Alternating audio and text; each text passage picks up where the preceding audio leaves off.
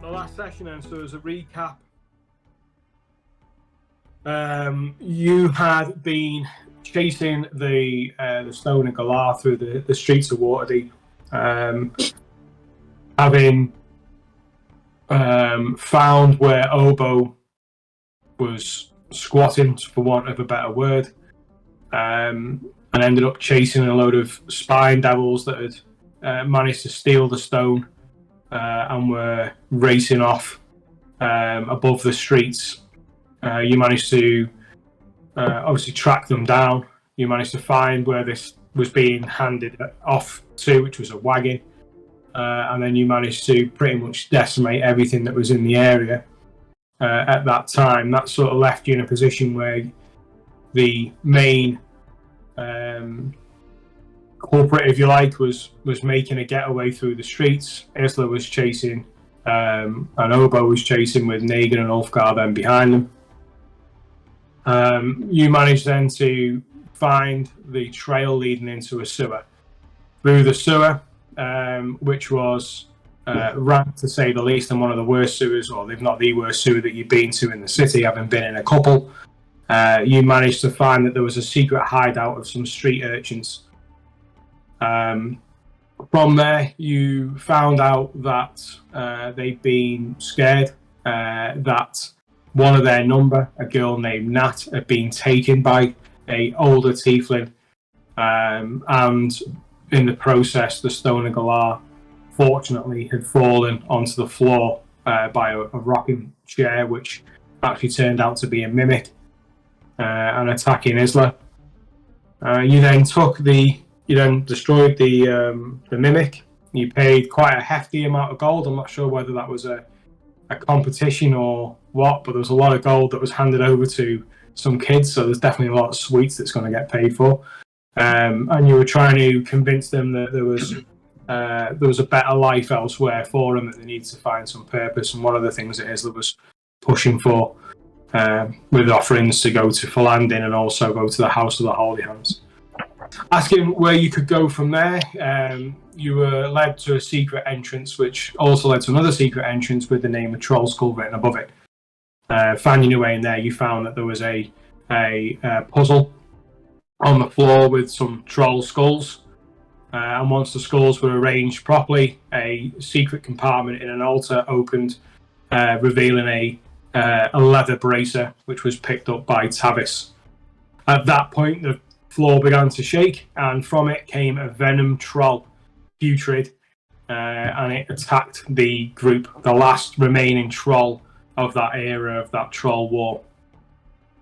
Destroying the troll, Ulfgar found that on the back wall, unnoticed before, was a mosaic depicting a town that he knew all too well, from hundreds of miles to the east, a town of Maulmaster.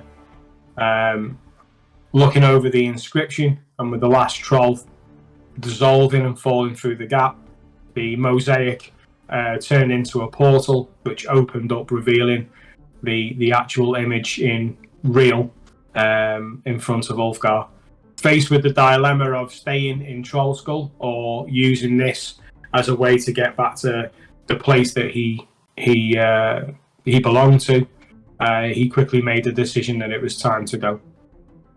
From there, he then handed over the scale, his shield, the scale of Tiamat, over to Nadin, and then he disappeared through the portal, leaving just enough time for Isla to launch a lemon through and smash him on the nose. With that, you then decided that you were going to leave as quick as you could. You then found your way back to the surface into an alleyway. However, seeing the Griffin cavalry above, you quickly found out that at the end of the alleyway was the City Watch, and followed by Barnabas Blastwind and Saith Cromley, the two detectives that the guys that were doing the investigation in Trollskull after the explosion. There was a brief conversation then with Negan and Isla over what to do next, and you gave yourselves up quite peacefully. And I think that's where we left off. Anyone got anything else they want to add? No, sounds good. Everyone happy to begin? Yeah? Okay. Yeah. Okay. So, currently, time-wise, just so you're all aware, we are 5 p.m. So it's the early evening. And you can see as the guards, along with the two investigators, are in the streets with their poleaxe aimed and ready. You can also see that there's a lot more activity as well. There are other City Watch members that are sort of scattered further down the street. As you also look around, you can also see that there is a wagon.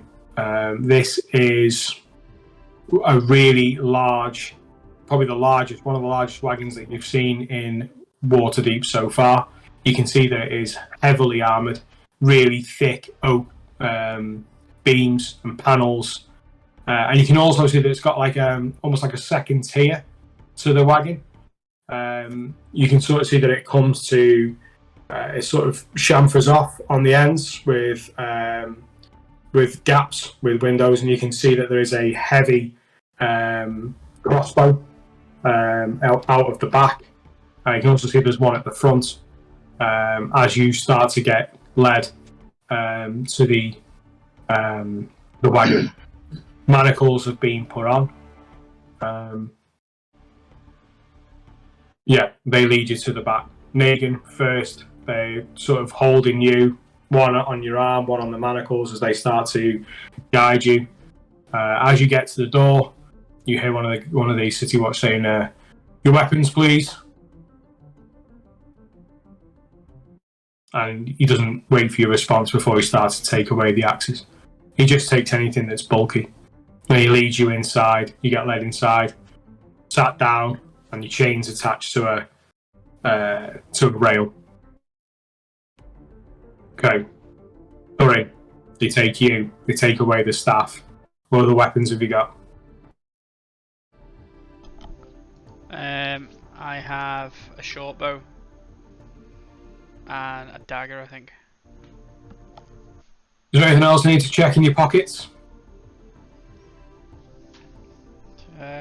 Don't think so.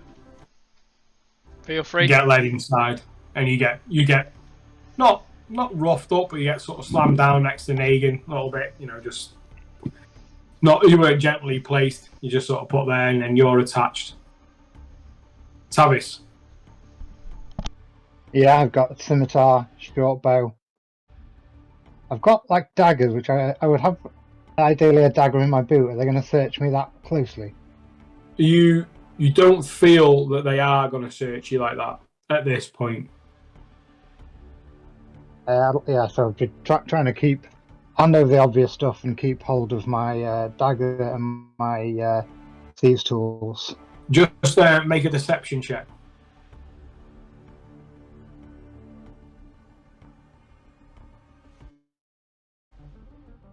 13.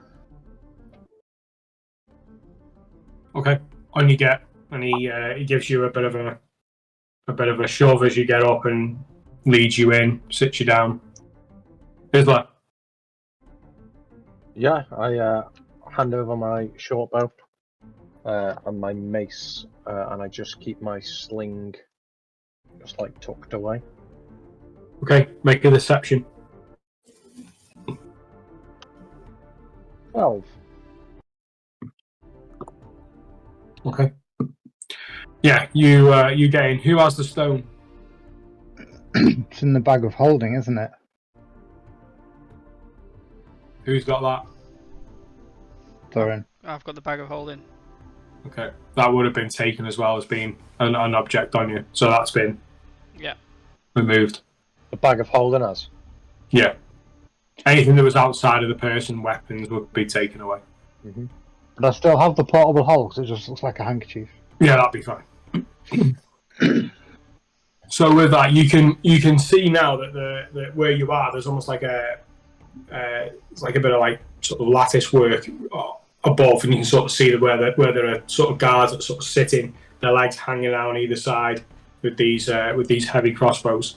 In the front of the wagon, there are 4 horses required to pull such a weight, and as the final bolts and locks are placed on the doors, you hear a crack and a very low to move rumble of the wheels. You start to feel the cobbles underneath you as you begin to move. You are in the wagon for quite some time. We alone in there, or are the guards getting with us? There were 2 guards that got in. There are 2 guards above with the crossbows at this point. Just make a perception check. Who? Everyone? No, Tavis can do that. That's bullshit. 2 minus 2.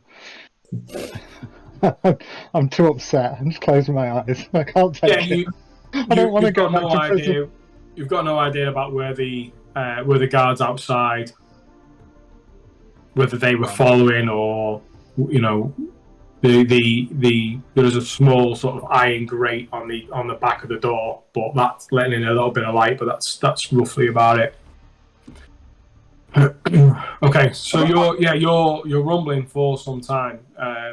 It would be probably close to 45 minutes to an hour before you start to feel that that you come into a bit of a stop. The guys above start to shift around, and 2 guards that are in with you are sort of bracing themselves, collecting their sort of themselves together and getting ready to depart. Has the rumbling stayed pretty consistent, or does it feel like we've changed road surfaces? Make a perception.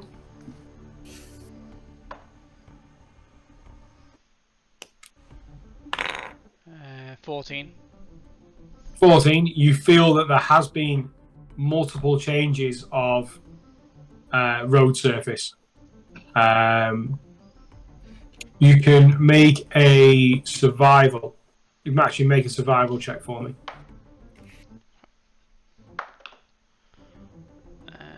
Survival.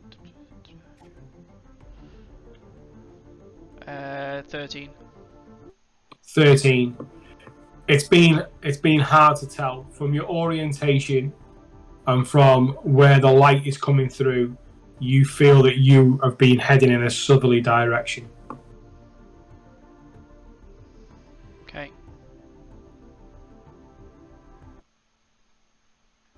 Okay.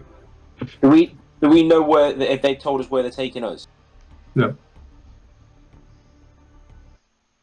Do we know anywhere outside of where we were that it may take us to?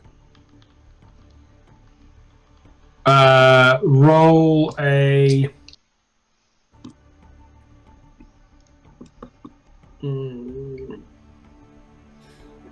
Can roll an investigation.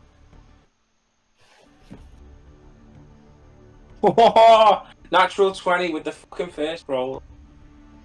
Nice. You've been from what you can see out of the small slots that are dotted around with these iron grates on it. You can see that the buildings have changed on the outside, especially you being a little bit taller.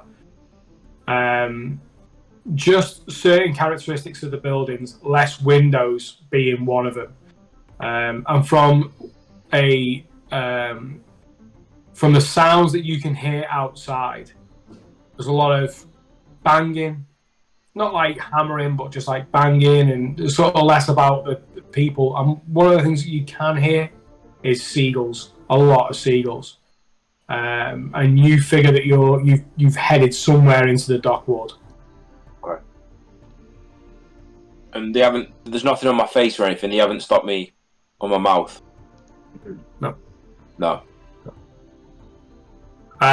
You can roll an insight as to why if you want to roll that insight. Well, why they haven't put anything on my face? Yeah.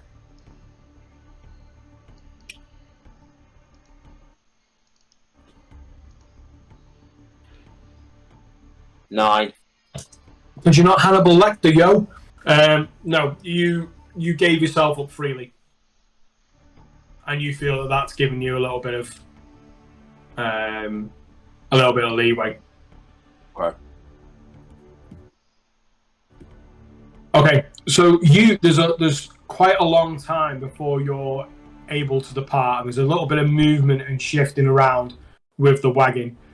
You can hear that the horses have been unhitched, and there is a little bit of heaving and pushing, a little bit of jerking from outside, and then you feel yourself going backwards.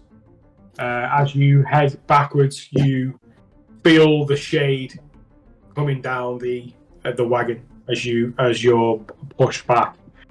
You hear another slam followed by a second slam, and it really does go dark. You feel that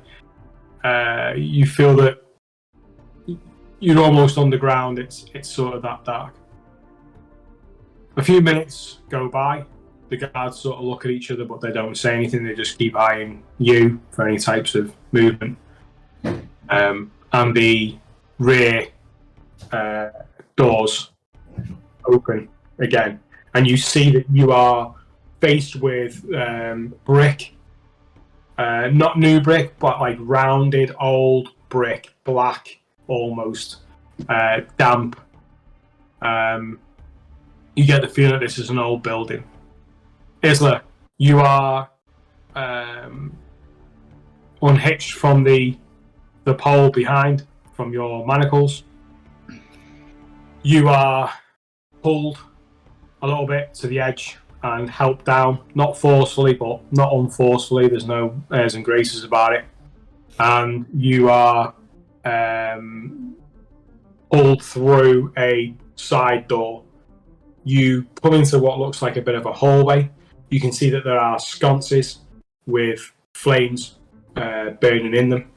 You make a right and then another right, and you can see that there are a series of small cells, iron doors and bars, sort of going in a horseshoe U shape.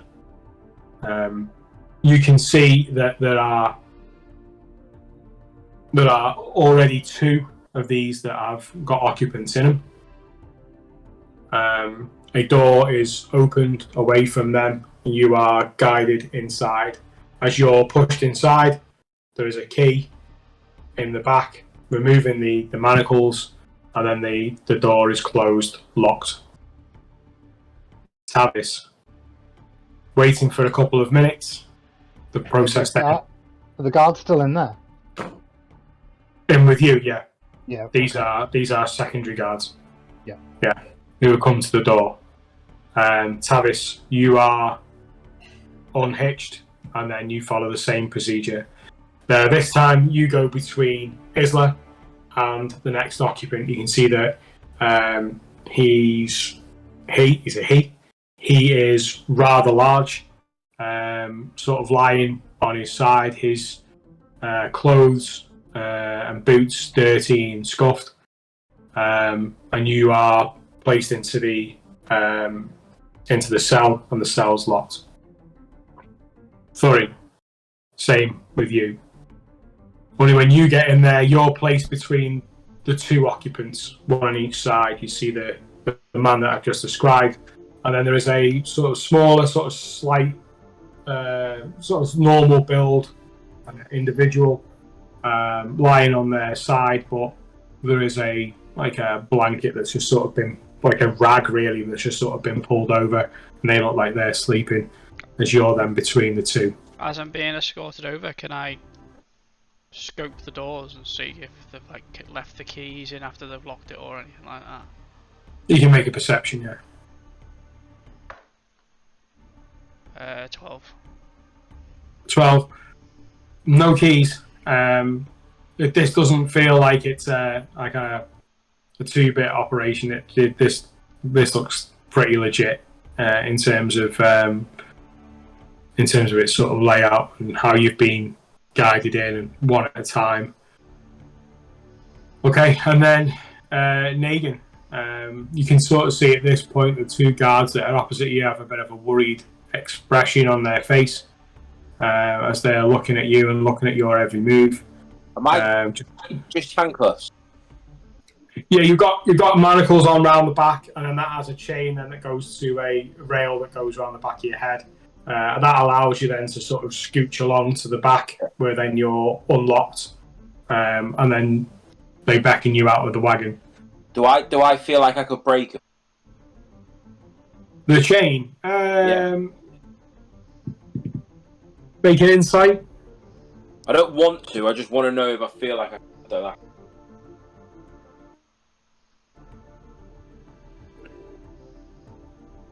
that. 3.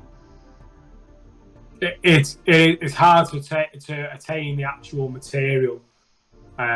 Just by the weight, it feels like iron. However, you're not too sure. This could be adamantine or anything. It could be really tough material. You don't know, and you're not really prepared to give it that little bit of a pull just to find out. So, yeah, Can I? sure. When they were getting me out, can I hear water, like obviously like waves or anything like that? From where you are, no. What you can hear is the sconces burning. You can hear drips, like just that sort of damp, constant dripping sound from multiple different locations. Like I said, this building seems very old, very old. So yeah, you're taken down. You can sort of see that they, rather than being the one watch, the individual, there's actually two, and they start to pull you around, just guiding you around, and you are led to the cell which is next to the individual that looks like they're asleep. The cell door is closed. That leaves one more cell which is empty to your other side. The cell door is closed and locked. As you all watch, as you all sort of watch and wait, you see that an individual comes around the corner. You've not seen this individual before. He is tall, well dressed in terms of his uniform. You see that his uniform is in a much better condition of that of the city guard that you've seen on the street. And he looks at you all and he says, "Now, I would like to establish some trust. You have been brought here for questioning. You have not been arrested.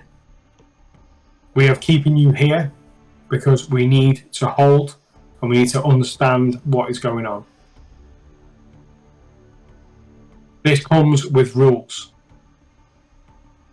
No magic. That is the first and only rule. If magic is used, we will take it away from you. Someone will be along shortly." And he turns and he walks away.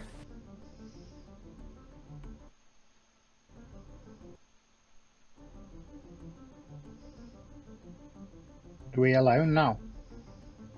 Seemingly. Apart from these two other bodies that are around. Can I see everyone else? Yeah.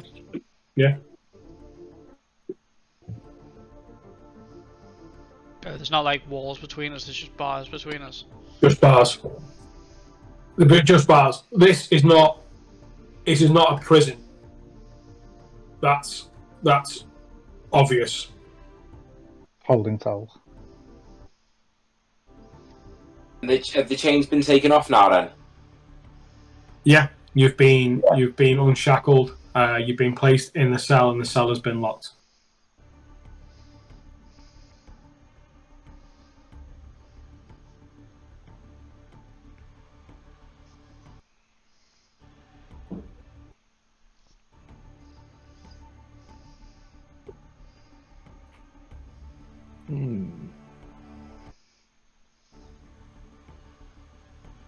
I'll wander over to the bars because I'm next to Isla and just kind of beckon him over to come closer to me.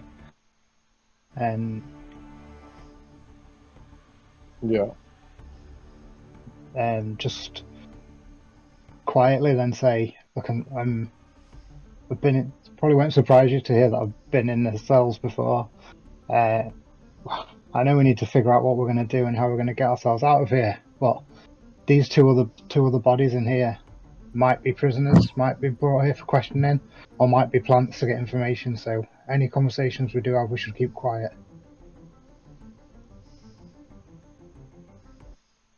Agreed. Not that Just we've take, like- overly got anything to hide. No. Can I just take a little look around the cells and look at the people in the adjacent cells and see what I can discern from it? Yeah. Roll a perception.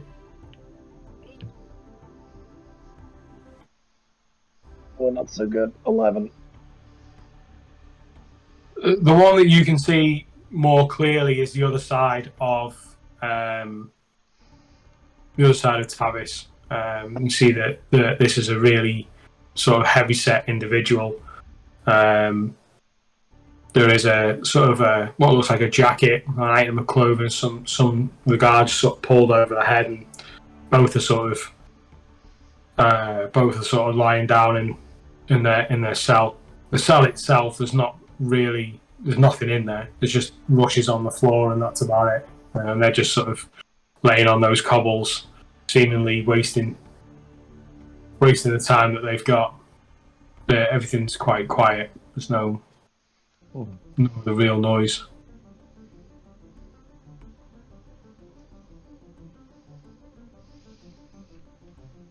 Can I have a little look around my cell?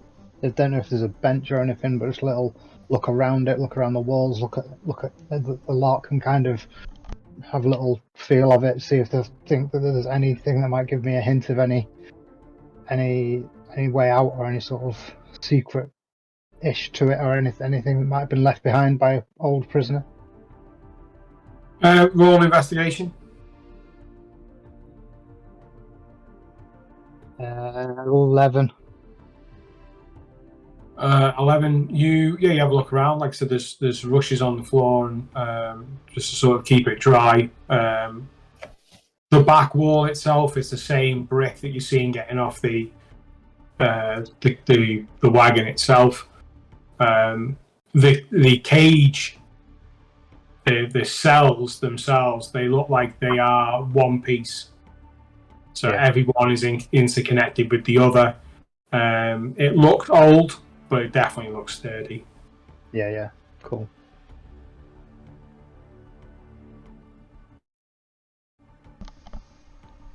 And what does the other fella, the other side of me, look like? From what you can see is that they just humanoid, average height. You can't really, just with this like sort of scrap of rag blanket, if you like, that's over them, you can't really see anything.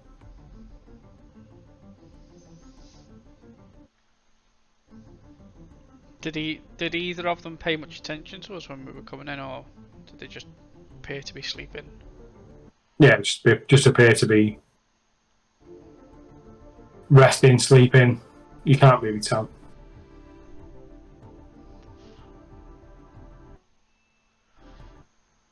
Is there anywhere I can hang up my my jacket? So. Not really. You could sort of post it between the bars, so it's just sort of draped over. Yeah, I'll take my jacket off, and obviously you can see where my axes go, and then I just put the jacket within the thing, and then I'm sort of sat there looking across everyone. And which cell is that? The cell with the one that's sleeping, or is that to the other side? One. Yeah, the one that's sleeping. Just roll a stealth check.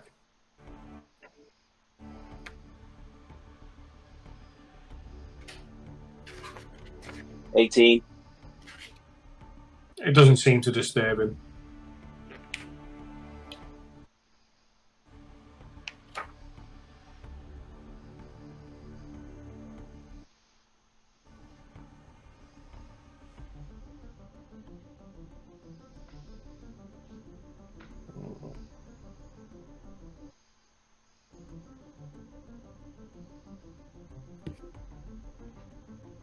So I just say maybe the best thing to do is give it half an hour, see if they come back and see what they want.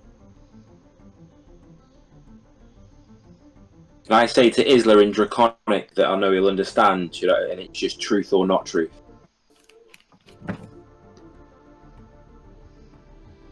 And I just replied like half. Like I know, like say like don't mention stone.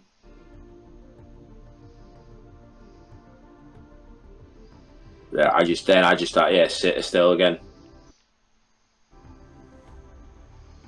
As you just had this little bit of a comment. Is there anywhere Sorry, I can do? Is there anywhere I can do some muscle ups? Yeah, so getting we jacked. can get a prison tat. Get a pump on. Negan, as you utter those words, the individual next to you under the blanket just starts to stir and move. I can't make out what he is. It's dark. It is dark. Be under no illusion that it's really sort of shaded, and in order to sort of see each other's face, you've got to come to the bars. But you hear a voice saying, "Megan, is that you?" I sort of like reach over to the bars, sort of say, "Who's that?"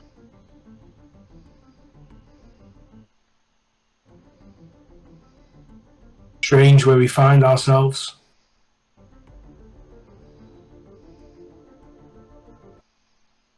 That it is. How long have you been here for?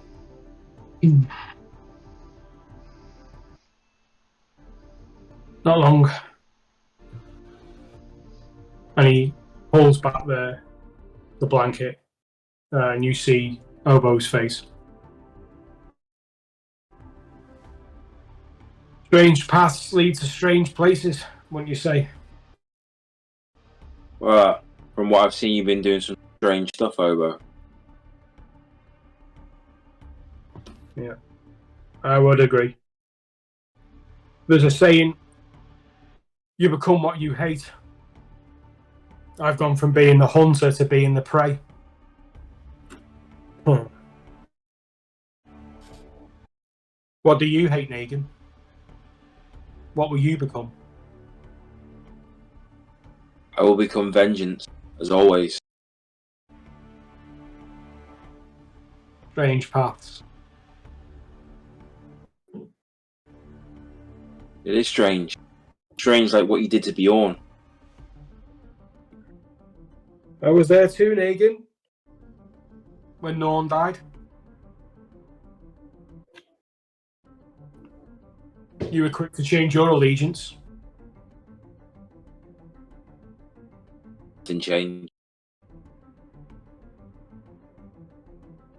What would Norn say now? If Norm was here now, he'd be fighting the same fight as we are. He wouldn't have So gone off like tell you. no lies.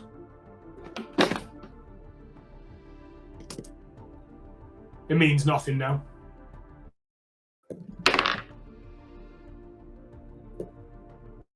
Might mean nothing to you. You're playing in a dark and twisted game, you know. I pity you. You've got no idea what you're involved in. I wouldn't pity me. I can light up the darkness.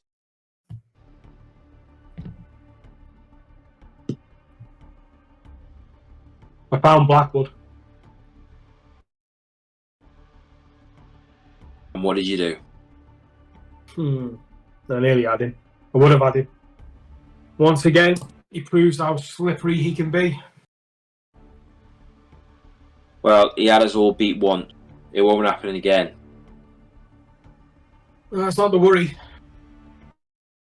He's just a servant. He'll pay for his crimes eventually. I'll make sure of that. See, I remember Negan. I remember what he did. I remember what he did as well.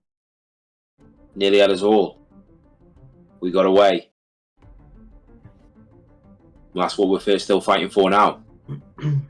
It's just some of us stayed together and some of us walked alone. It's his masters you want to be worried about. They're the real threat. Who's his master? Still got no idea, have you? The Castellantas. He works for the Castellantas.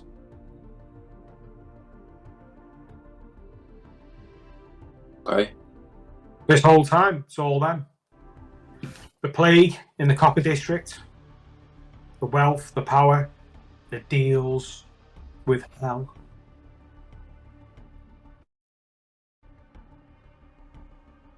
So how did you nearly stop him?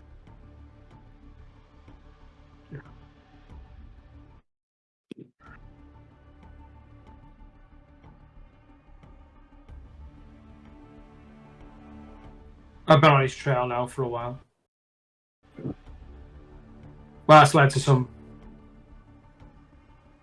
Well... Talk about being a rabbit hole. Victorio and Amalia Castellanta. Did you know they struck a deal? With Asmodeus, Lord of the Nine Hells? Do you know that? I don't. But I do question how you got that close to finding all this out. Still here, but you're in the same place as we are. Not for long. 3 years ago, they traded away the souls of their children to escape financial ruin of all things. The soul of their eldest son, Osvaldo, was taken immediately. What kind of people do that? Firstborn son. Their two younger children, Terenzio and Elzarina, well, they're doomed to lose their souls quite imminently. Their souls will go to hell on their 9th birthday. I'm guessing you know when that is. I'm guessing you know when that is. Well, you seem to be the one with all the answers.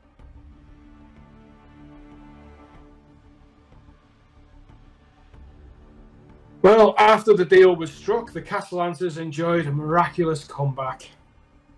Their banking and money-lending business thrived, and their competition, well, that suffered. The disappearance of their eldest son, the heir apparent, earned them sympathy. Their endeavours with charities brought them legitimacy and new friends. Can you see where this is heading? Or are you too blinkered?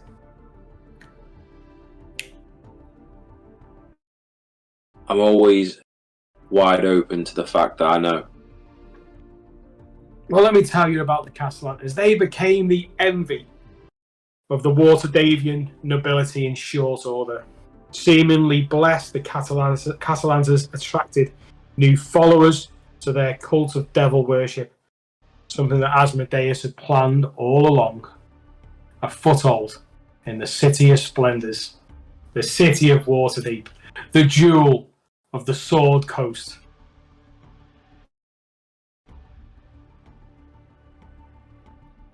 Regaining on the contract with Asmodeus is a luxury that no mortal can afford. But there was a way for Lord and Lady Castellanta to save the souls of their twins. There was a clause in the contract, Negan. A clause. And that would allow them to preserve the remaining children's lives instead of paying the debt to hell. Do you know what that clause was? Or is? No. One shy of 1 million gold coins. And one sacrifice shy of 100 unfortunate souls. That's the cost of their children's souls. Payment to Asmodeus.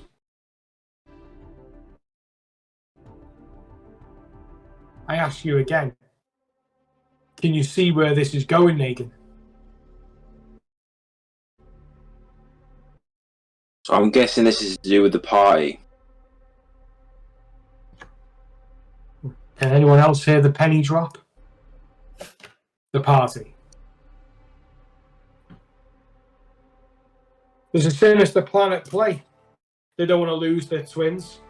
The 9th birthday close at hand.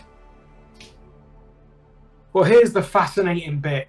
And this is the bit that I got to, and, well, for me, that's when the penny dropped. This isn't the first time they've tried to pay this debt.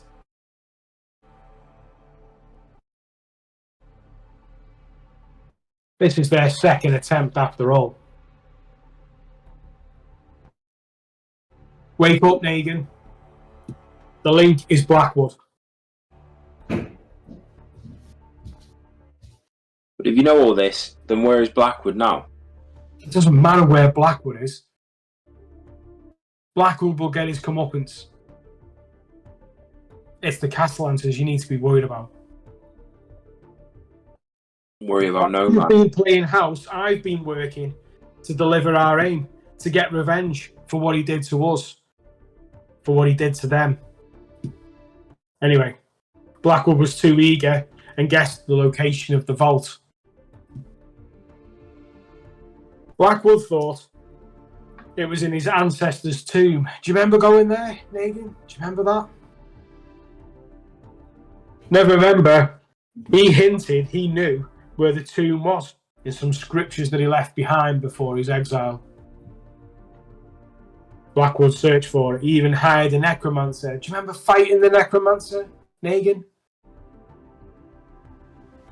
Anyway, he used him to aid in the excavation of his tomb. The plan was simple. The Blackwood family name would be the cost. That's what he was willing to. That's what he was prepared to give the Castellances, his own name. He couldn't come back into the city, not after what he did, not after the Copper District. Anyway, we foiled the former. We stopped all them unfortunate souls poisoned. We stopped that. The latter was a miscalculation and a costly one.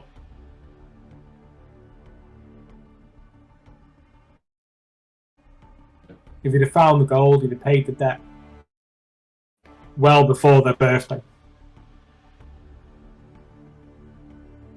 But you asked me how I know. Well, I needed work when I left.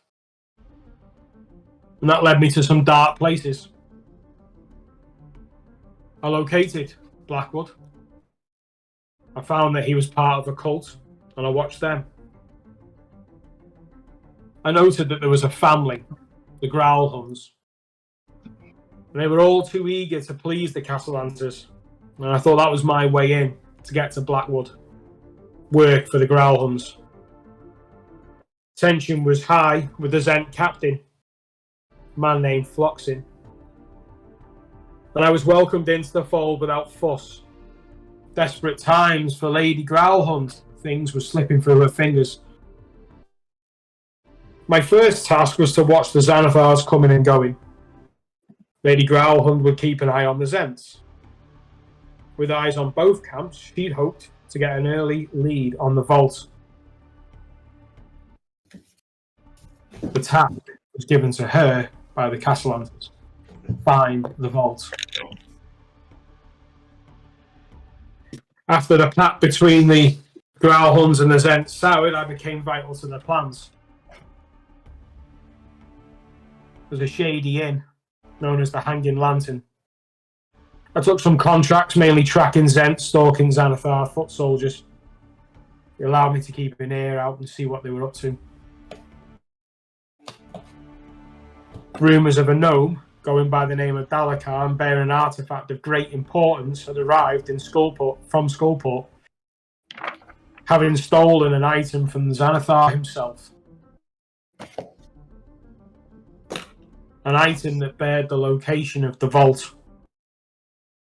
This threw the Xanathar into a frenzy, as more of his army appeared in the streets, ferried in from Skullport, along with other darker things. Delivering the news to Lady Growlhunt, she was only too eager to feed it to the Castellantas, and a plan was hatched. I knew that I would meet Blackwood soon enough. But the Zentarim had their own plan. I was told to prevent the item falling into the hands of the Black Network at all costs. Now, I see you already have one of those rats in your midst. The company you keep, Negan. And you see as Obo turns his attention over to Tavis.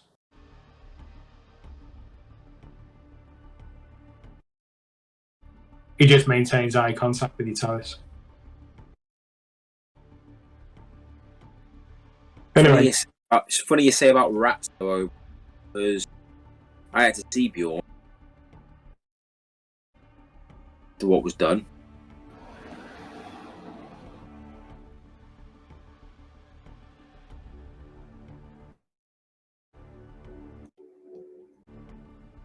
Everything comes at a cost, Negan.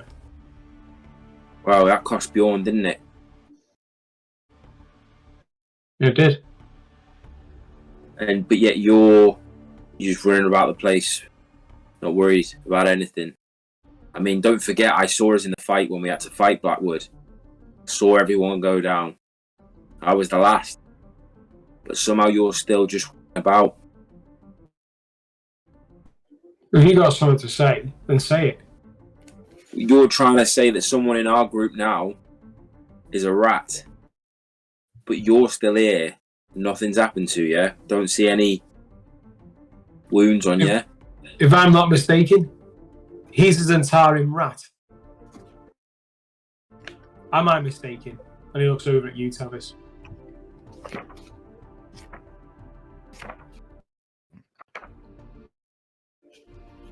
I don't know about the rat bit. But I've had various jobs. Where my allegiances lie now is not your concern.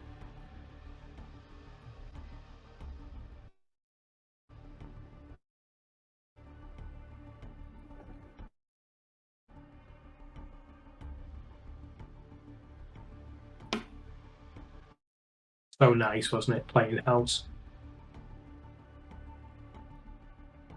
Anyway, that gnome was like a flame, and the moths were closing in. And I had to act quick.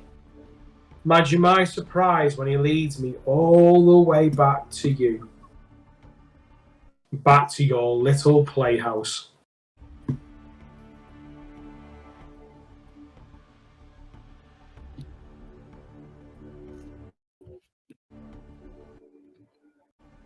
I don't blame you, Negan. I don't blame you. We could have done this together.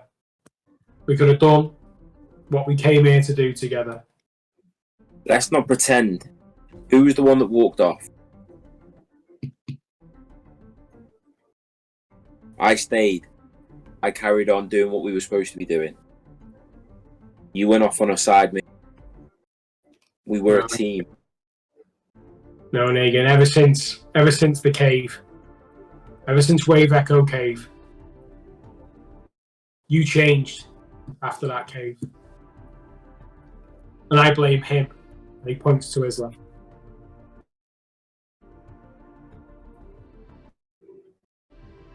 Nothing's changed.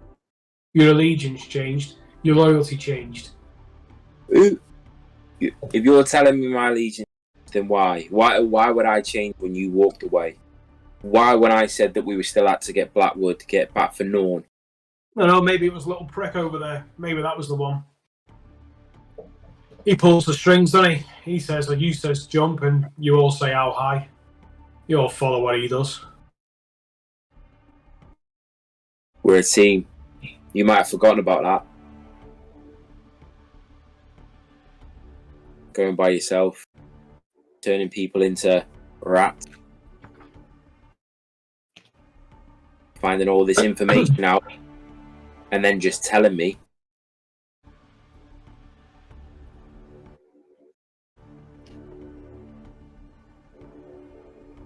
All for what? Really, Negan, you're asking that question? Mr. Vengeance. Mr. Vengeance. So, are you the only one that's allowed vengeance? Are you the only one that's allowed to take vengeance?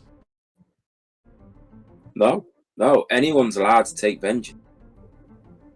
But everyone here else can tell me where I've been, what I've been, my motives. No one's seen you. I know what you can turn into. I've seen the things you've done. I've fought beside you many a times, and I've saved you more than once.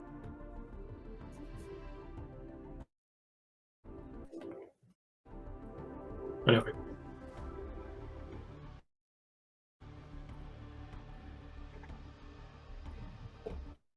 That little explosion cost me more than I thought it would. Blocks in, he took the stone, and he knew it was me. He knew I was behind it. Back at the villa, ironically, all hell broke loose.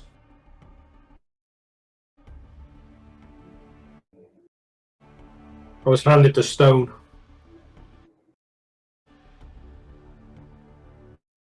Seen Blackwood. Again. He was the tiefling from the carriage.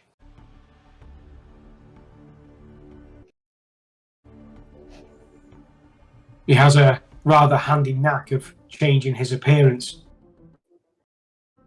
Quite hard when you're trying to back someone.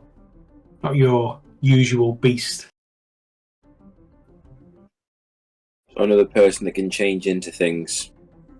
Kind of like yourself, Obo. We all are what we all are, Negan.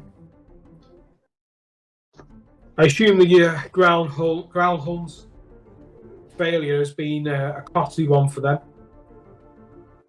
Very costly. Blackwood wasted no time summoning those spine devils.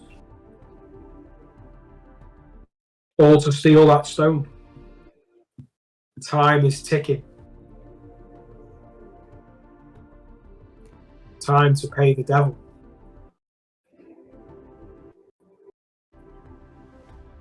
He slipped away and I got caught. I like it here. Peaceful.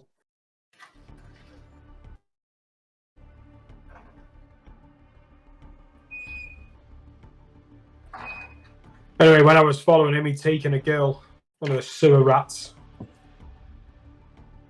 She was under his spell. She was thrashing around, foaming at the mouth, eyes rolling, screaming.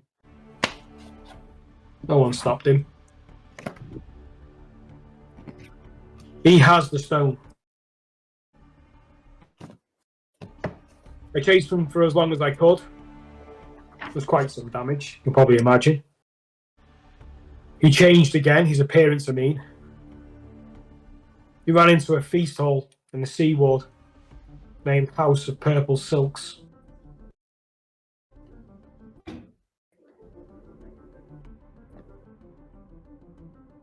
They were going to throw me out. I was desperate. I tried to charm a noble. I'm pretty certain that comes with a hefty sentence.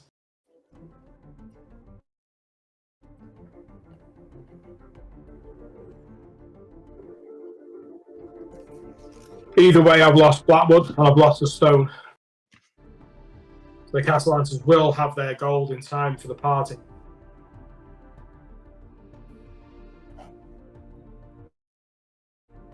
With the stone, they'll know where the vault is. Never Ember's cash becomes their cash.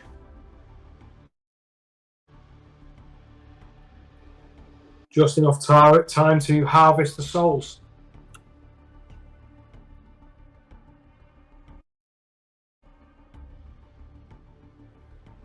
I overheard the Growlhuns speaking about this party. And maybe if there's any trust in us left, then maybe you'll bear this in mind. They said, only eat from the tables with black cloth to stay away from the rest.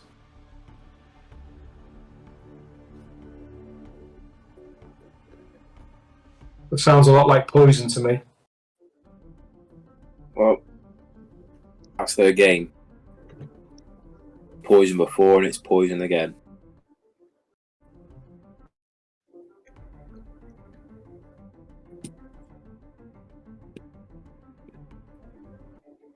So then tell me, Obo, if you're the man with all the answers, how are you getting out of here? Because if it's vengeance that you want, you can't do it behind bars. Well, funny thing, really. As soon as the guards left, I thought, let's stick with the theme of rats. He looks again at Tavis. Well, I could just scurry my little self out of here. But it turns out, I can't.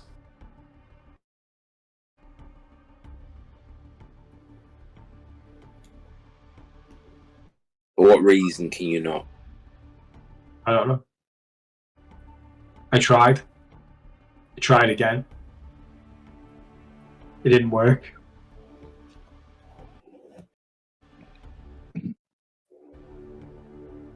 I just thought I'd have a sleep.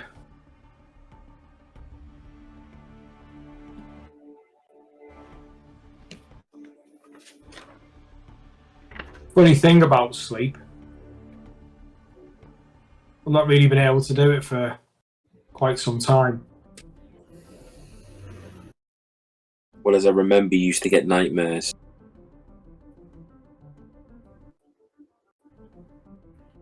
I wish they were nightmares.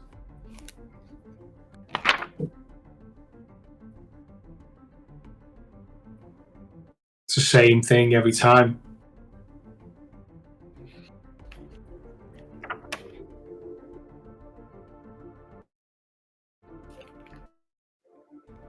But funny enough, there are no nightmares then. Dreamless sleep. That's something I've had to pay for.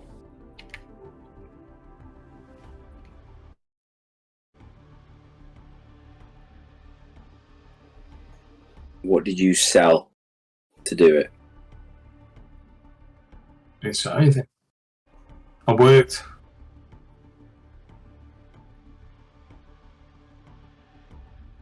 You worked for the people that are causing the problem.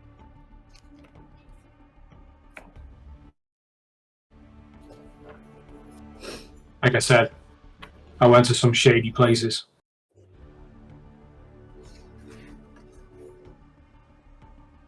With that, the other individual in the cell starts to stir a little bit, having heard the remnants of the debate. You see as this individual, heavy set, turns, sits up, puts one arm behind the back, and you hear a series of cracks on their spine as they stretch. You see that there is quite a muscly physique of a half-orc. Well, well, well. Isn't this a motley crew? And before you, standing up, you see a beast of considerable stature, whose skin displays an almost silvery grey pigmentation, to two large razor-sharp teeth, one broken, protrude from his bottom gums, distorting and twisting his mouth into an almost perpetual sneer. And this is made all the more disturbing by the fact that his deep-set eyes are almost totally black, save for two dark red pupils, which you feel staring and searching. Shoulder-length dark hair frames the hideousness of his face. Standing at roughly 6'4", you recognise the prominent features of a half-orc, but blended with another race, and you surmise that this is a half-orc, but the ancestry is not openly evident to you. And although tall, this half-orc is lean rather than muscular, and despite the scars on his arms, it crosses your mind that melee combat is not his preferred choice in battle. Draped in simple clothing, a filthy short-sleeved shirt that you assume was once white is worn underneath a brown leather jerkin, and his black trousers are tucked into large boots, which you notice are caked in mud and gore. And he turns to Negan and he says, "Never thought I'd see a Dragonborn go so peacefully. Been naughty, have we, gents?" Only peaceful when we need to be. And who the fuck are you? Name's Morthos. And who might you be, little man? Is he in the cell next to me, is he? Next to No, he's in next to Tavis.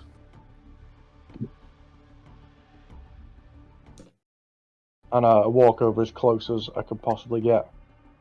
And I say, I'll be your worst fucking nightmare if you carry on like that. I'll ask you again. What are you in here for? I just ignore him and stare him down. I'm sat just leaning against the wall, and we're still waiting to find out.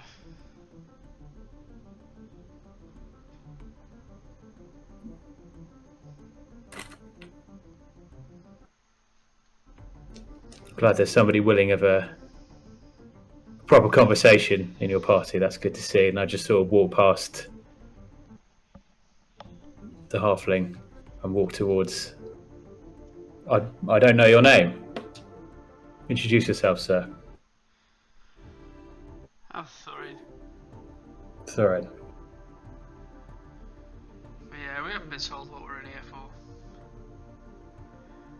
What have they got you in here for? I tried to pinch the wrong purse. And then when I got caught, my daggers took the wrong eyes.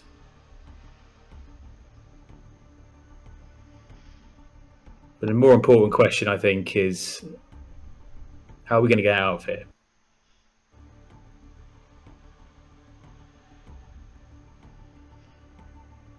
I just say to Tavis very quietly that I think this guy is bipolar as fuck. Would I have heard that? That's now canon. His has found bipolarism in D&D. He's diagnosed. Diagnosed it. I am the cleric. I am well versed. Can I determine if he's bipolar?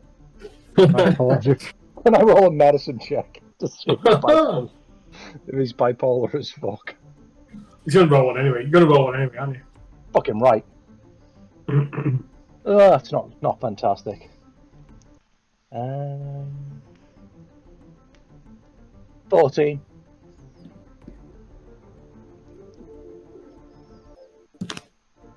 That's for You can let me know in your own time. that's for Morthos, that one. Morthos has got daddy issues. Keep testing me, my friends, and you will see how bipolar I really am. I will test. All of these are going to test. How long have you been here then, Morthos? My name's Tavis, by the way. I'll actually Tavis. stick my hand through the bar. If it fits. Take his hand, Nice to meet you. Not long, probably a few hours. They knocked me unconscious. You went down fighting, did you? I did. I think perhaps if I hadn't used my daggers in the way that I had, then might have got off a bit lighter than I did, but they knocked me unconscious and put me in here. So I don't know. Don't know how I got in here. I don't know the way. Did you guys see anything when you came in? Kind of would have a rough idea, but someone's supposedly coming back here to talk to us, and all these cells look pretty tough to me. Can I take a look around and see if I can see any sort of runes or anything, or any stones that stand out, that don't look like normal brickwork? You can do perception or more perception. 21. Not that you can see. Okay.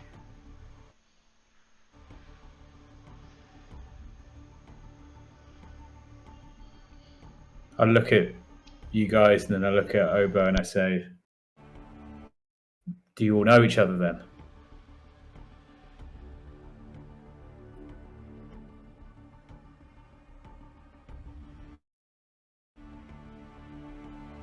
Obo looks around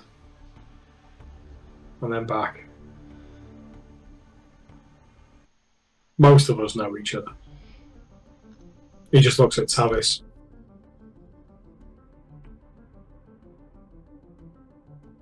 I think he'd like to get to know me. That's the impression I'm kind of picking up. There's a lot of eye contact happening here. No, not really.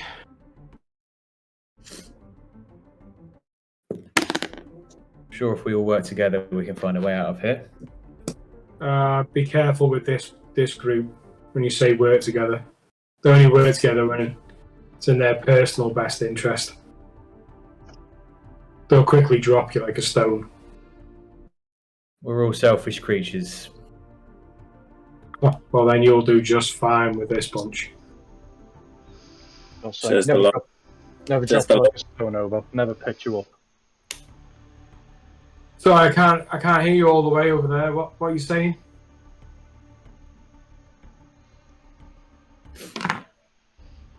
I just like a little wry smile crossing my face. Just like a laugh.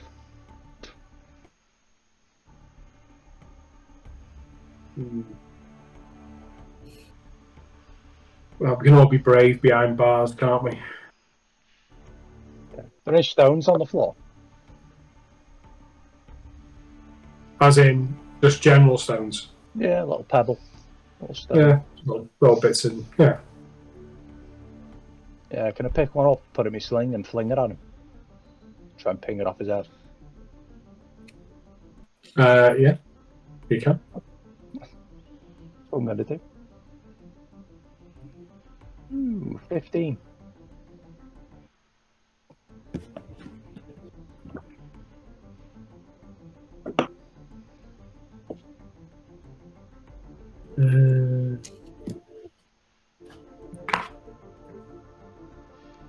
How many? Yeah, you hear it sort of.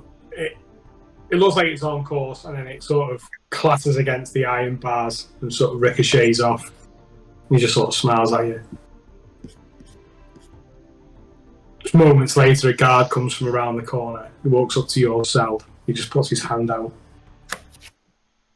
Yep, put it up, give it to him. Don't look at him. I don't take my eyes off Obo. Obo just smiles at you. The guard turns around and walks away.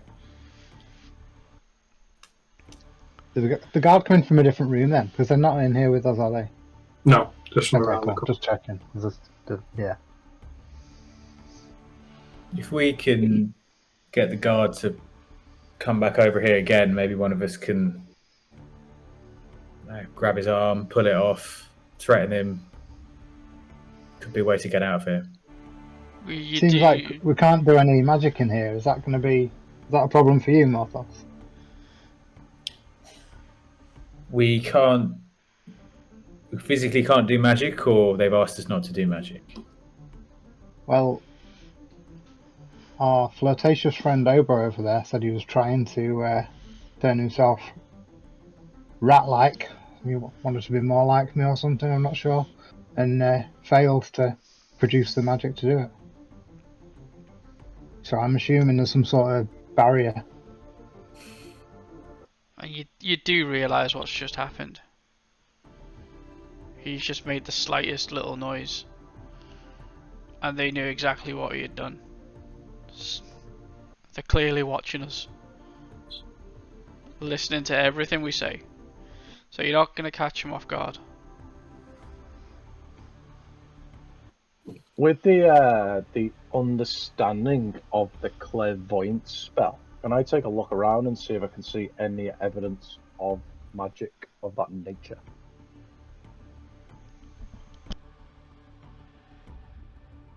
We're doing this old school tonight, I'm afraid, so I'm not really going to be that quick. In terms of the clairvoyance, but just want to have a quick look at it. I'll say to Obo. Obo, we never dropped you. You were the one that left us. Your room's still sat there waiting for you. You were welcome back anytime. You were the one that chose to stay away.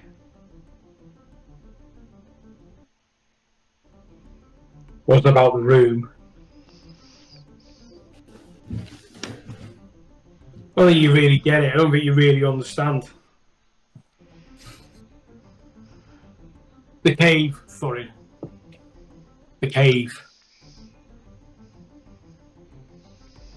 The cave. Cave. I remember. What happened in the cave? This sounds like a messy breakup. Well, I was vilified because I had our party at the time best interest at heart.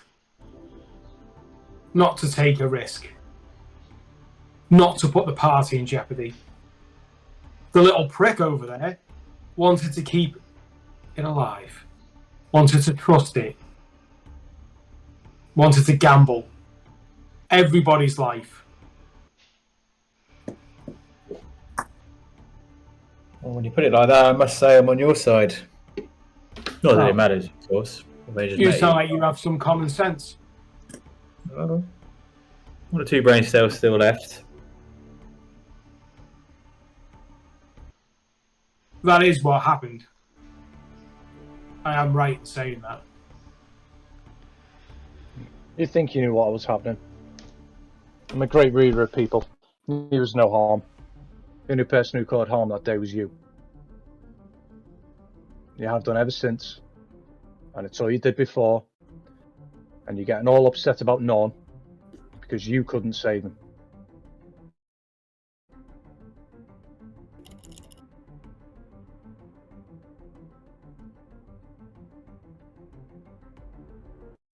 You let your friends down that day, and you can't forgive yourself. I remember where that potion of healing went. Isla. I remember where that potion of healing went. It went to Negan. Are you telling me that was the right decision? Take a look around, Negan. You're being manipulated all the time. He's the one that saved you when Norn died. He's the one that's learning Draconic. He's the one that's in your head all the time. We were friends before him. And now you're just his puppet while he gets to ride on your back. If you're jealous of Isla, that's not my problem, Obo. I am not jealous. I've saved everyone in this group before, and I'll do it again. But Obo, you were the one that walked out. If you're saying they shouldn't have saved me and they should have saved Norn, you can't change things. Norn was a fallen soldier.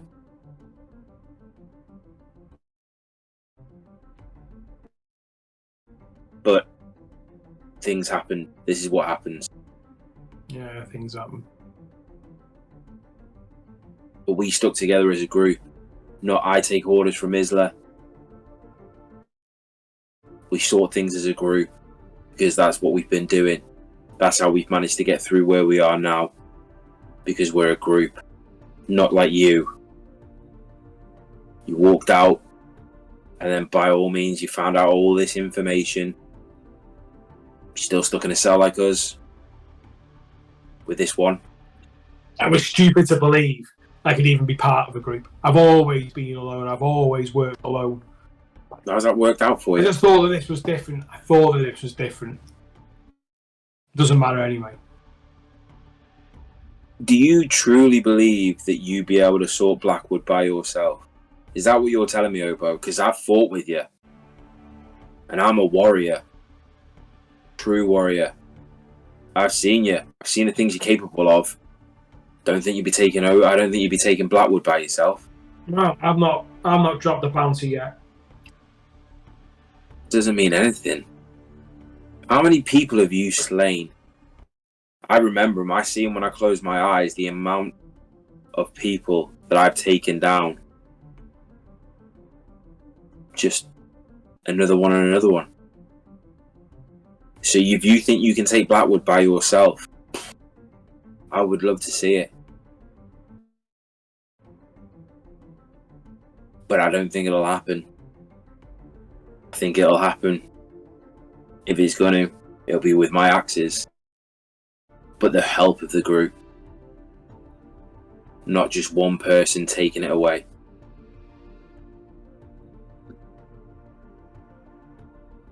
If you want to be some sort of lone wolf, you go ahead and do that. Don't need people around me, but I do keep these people around me as we go on. I've learned to trust them.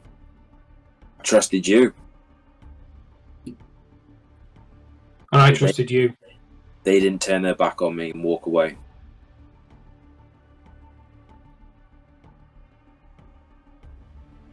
Simple. And you're there to call Tavis a rat. Tavis has helped. Tavis has got us out of things. Same like you used to do, Obo. But he hasn't run away.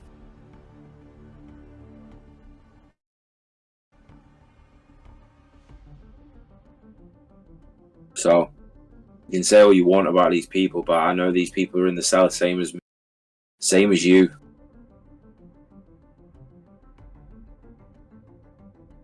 It's fascinating where we find ourselves, isn't it? It is. Until it isn't. You hear off from around the corner and approaching footsteps. A guard comes in and he looks at each of you in turn. And his eyes stop at Obo. Pulling some keys from a belt, he unlocks the door. He signals for Obo to turn round.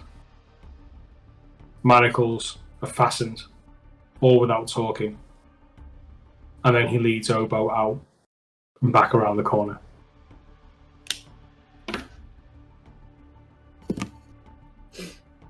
As he's leading him out, Obo looks at you, Negan. Thorin. Is that?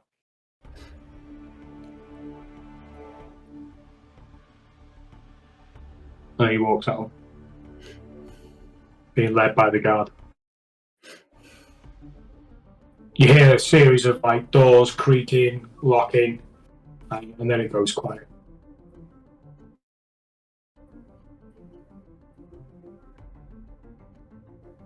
Cool. Big man, Yeah, you alright? wasn't expecting to see him in here. But then again, Looks like it's full pride to him as well. You're really surprised to see him in here either, though. It's only a matter of time. Yeah. Need to know what we're going to do. If what he's saying is true, we need to obviously get there. Yeah, we've got. Who the hell was that guy? I was Obo. Who are you? Morthos. Who are you? I'm Negan. Nice to meet you, Negan. Well, we'll have to wait and see for that one more, Voss. Perhaps we will. Now, how the hell are we going to get out of here? Who's bigger? What's Negan's height? I walk up to I think I'm Negan, stand next to him. Yeah, who looks bigger? What's your height, Negan? 6'2". Ooh, 6'4". that's Vance's choice. But I'm built like a fucking tank. Still the big man to me, Negan.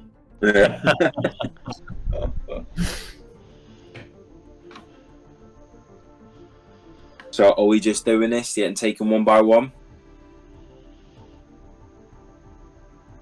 Next time they come in for one of us, I think you know what we've got to do. Fuck the magic. You know, we're both big enough to take on a few guards. Apart from the little guy over there. But I'm sure he can bite some ankles or something. He's gonna fuck you up. I don't know if that's the play, Morthos. We're just having a conversation. We came willingly. I don't know if you're not on the same footing as us, maybe, but Not so. Yeah. Listen here, Enamel. You've come in here, stabbed 2 people in the eye or whatever the fuck you've done. Got knocked out. Not smart. Not cool. Let's see if we can then turn away from him. Let's see if we can speak to Barnabas. Let's see if he's here. See if he wants to chat. I'm sure we can straighten all this out. But at least let's wait and find out what they brought us in for.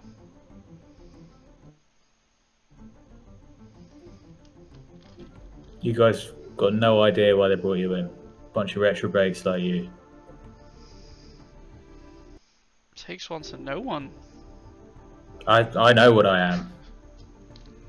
Bipolar. I know why I'm in here. You know, there's 4 of you. None of you know why you're in here. You must have an inkling. we're unlucky. There keeps being trouble and it keeps finding us. I think they're listening to everything we're saying. Yeah, And did I if not you're get anything on smart, that clairvoyance? You have no idea why just you're here. roll an Arcana check for me. Oh, that's a natural 1, but I can use my halfling luck and get a 15. But yeah, Not that you can pick up.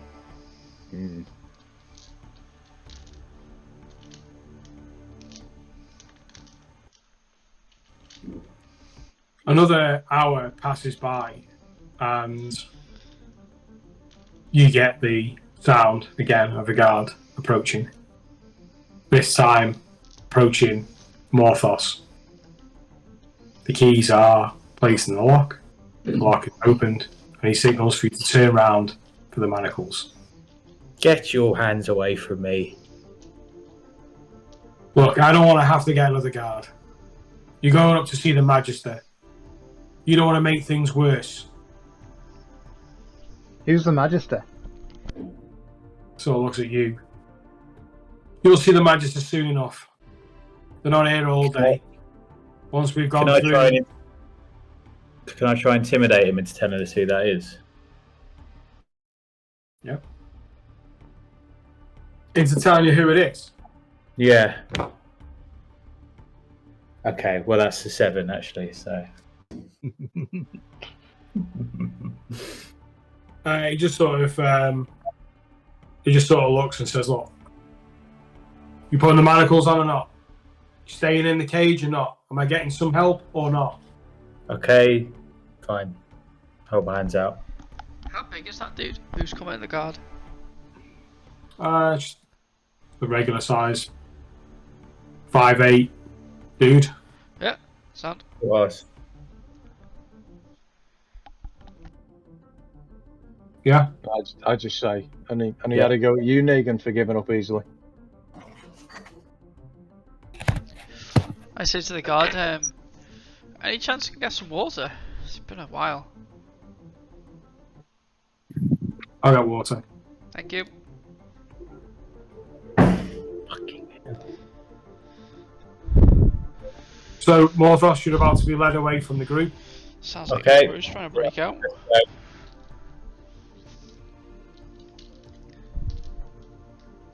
Any parting words?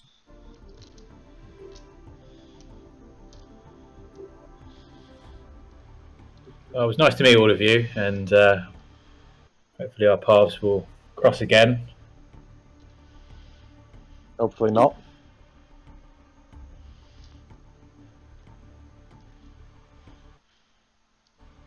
And with that, the guard just gives you not a shove, but some guidance. You sort of make your way along this corridor to sort of double back on yourself around the wall, up some stairs, and then you're taken to see the Magister.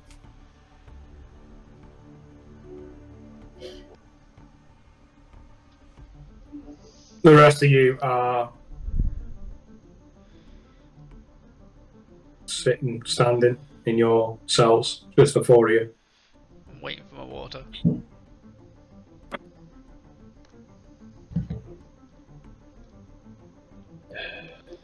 It's not long, and there is water that comes. It comes in. It comes as a wooden like bucket with wooden cups that are just bobbing on top. Each one is just brought to the cell for you each to take a cup of water and pass it on. Appreciate it.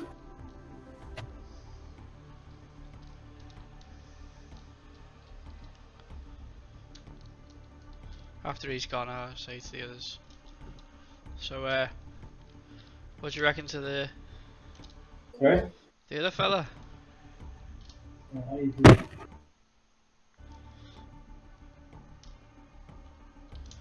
think he's a bit quick to be saying we need to get out of it. I think he was just looking for any help he could get, to be honest. I get the feeling he didn't particularly like me. I don't get why I have this effect on people. You're just misunderstood, isn't it? I don't get it either. You're such a nice guy.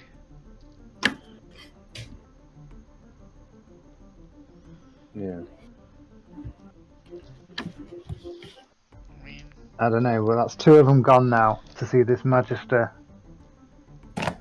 So far it's everyone been one at a time. Let's hope we get to speak together. I thought everyone loved gnomes, to be honest, but clearly not. I just shoot him a look.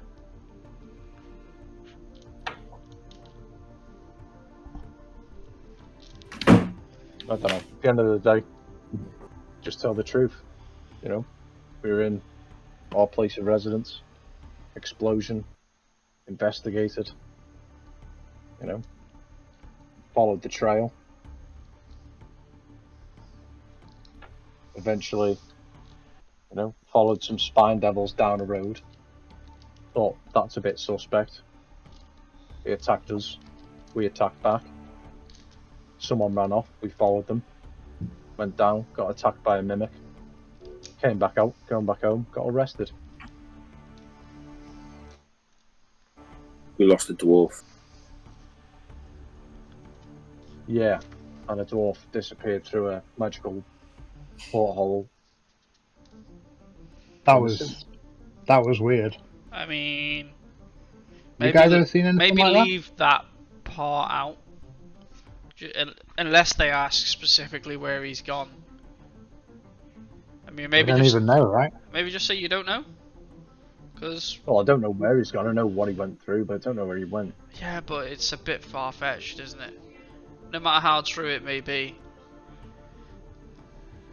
I don't know. Maybe some would seem it's a bit far fetched that spine devils were in Waterdeep. I don't know. So how many far-fetched things do you want to stack up? The fact that Obo's ended up in the cell next to us. He seems to know the movements of everybody and knows what's happened and what's gonna happen. I really don't know why he didn't come to us when he found out and asked for help. Himself in too deep. Thought he could. Seems to have quite the ego on him.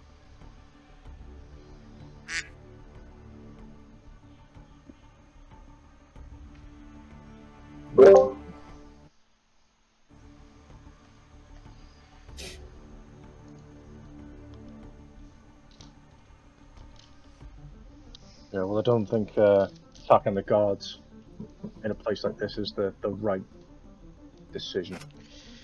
No, I don't think so either. But if we don't walk away from this, we've really got to make a decision of what we're going to do.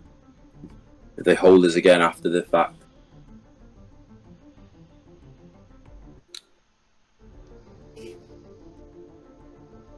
can't let this party happen. No. Yeah, absolutely. We need to get there. We've got friends there.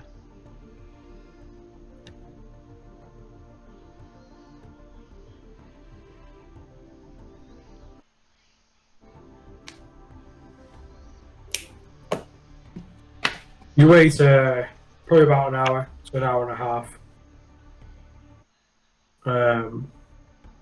As you ponder, strategize, and as you're waiting, 5 guards come from around the corner. 1 for each door.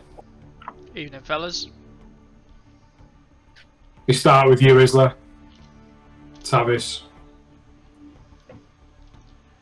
Negan, Thorin. 1 extra guard just watching, making sure that everything's alright as each one of you's peacefully putting to your manacles. Answer that as a question. Yeah, go easy. peacefully. The guard says, Try to reassure. Umbero Zastro. Sorry, I It's the tried to magister that's going to. I was just gonna say, I tried to reassure him that they're not necessary, but put them on anyway. He doesn't.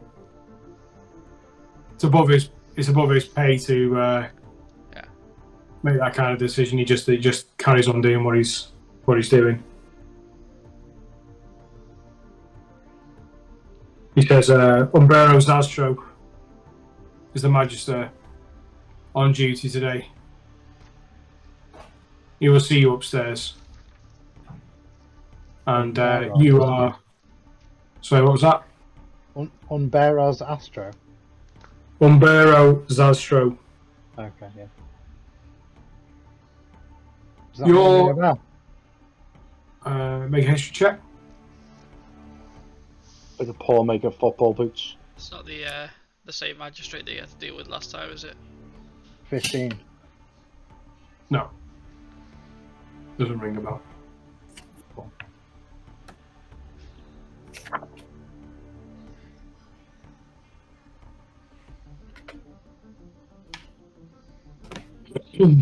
So, you are led from this room into a hallway, round a wall, some stairs, and eventually you're taken into a large, well-lit room. There is 2 benches that run along either wall. There are 2 guards already situated in the room, and there is a table of a clerk's desk at one end, and you're asked to sit down on the benches, 2 on each side. As you are, the clerk is having multiple piles of paper on the table, is shifting the papers around, scrawling on paper with the quill, stacking, and you also see that there's a stamp as well that they seem to be stamping as they're going through some of their legal paperwork. She eyes you each and says, it will just be a few moments, and the magistrate will summon you.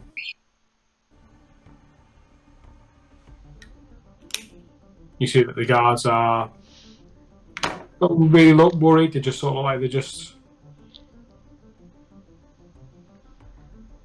sort of hanging there. Really, they're not really eyeing you or anything like that.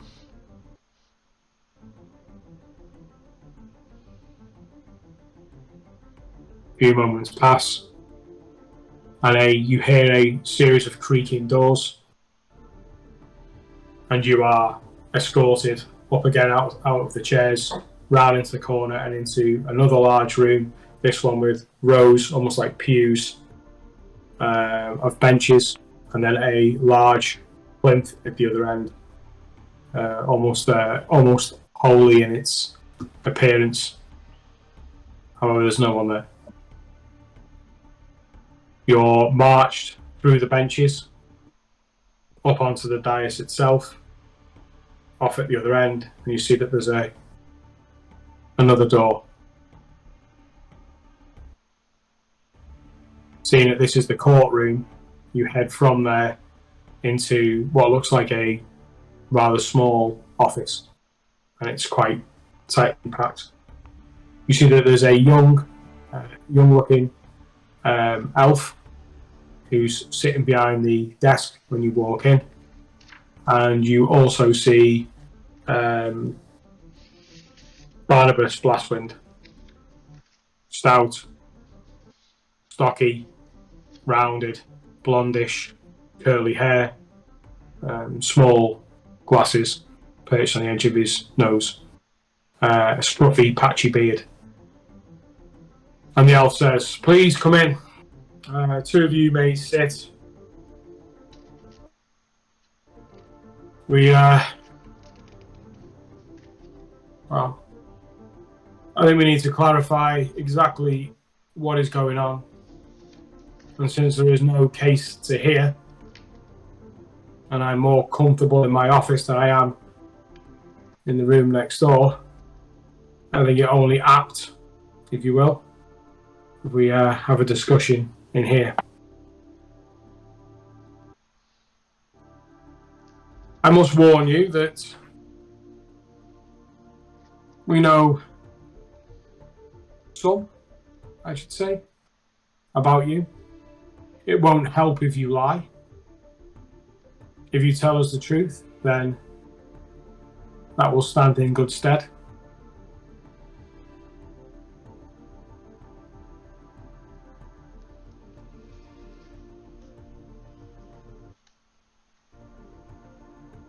He looks at you, Thorin. And your name is? Thorin Nothlear. Thorin. And how long have you been in the city for? How long have I been in the city for?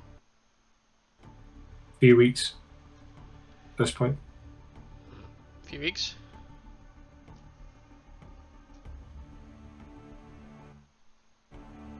And you? It looks at you, Negan. Name? Negan Rack. You arrive in the city at the same time? I did. And you?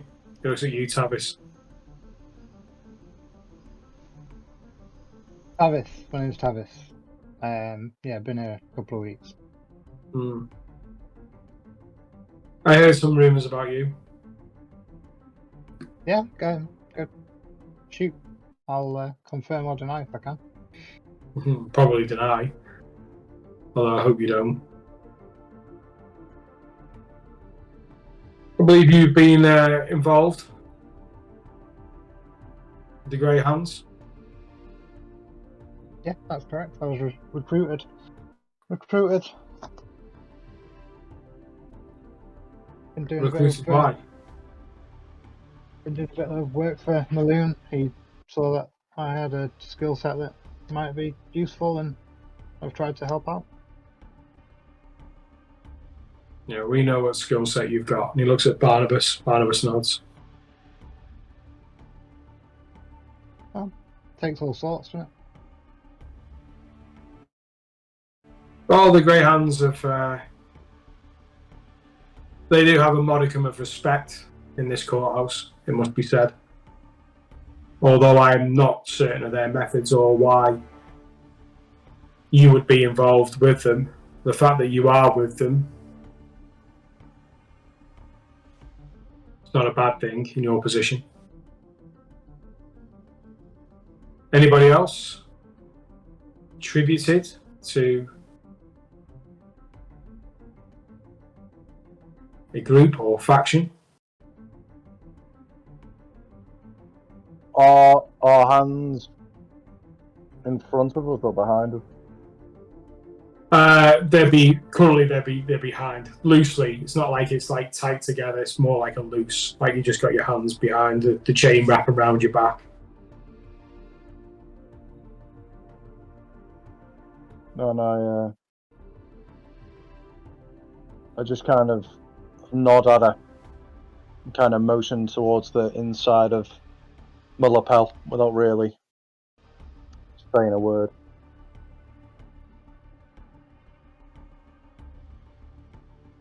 You know that we're in a house of justice.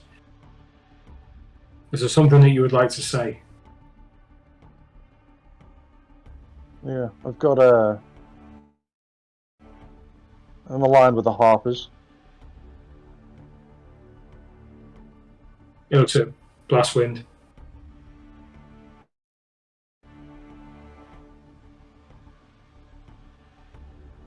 This is the crux of what we've been discussing. On face value, you are aligned with people that we would see as being lawful, have the best interests of the city at heart. You have quickly got a reputation. You've managed to be involved in, well, rumours at this point, should we say? Particularly in the saving of one of our former Open Lord's sons, if I'm not mistaken, unless the rumours are untrue. That would be Renair. So it is true. We rescued him, yeah. You've managed to take what is a dilapidated building and slowly seem to be gathering people around you. There are rumours of a business, I do believe. Guilty.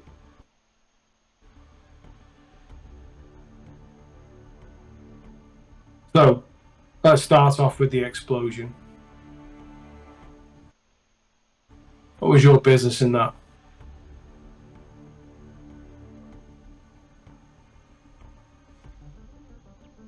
We heard the explosion from inside. We were sat having a drink and a chat by the fireplace, and huge explosion across the road. It was our neighbour. We ran over to help.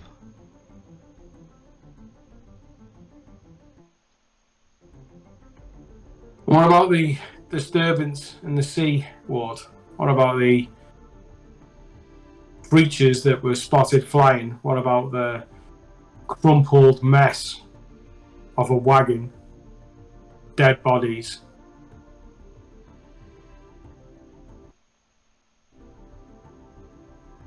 Disturbances that were running through the sewer? you were picked up coming out of the sewer. Is that correct? Just quickly, would I know that the flying creatures were spine devils or not?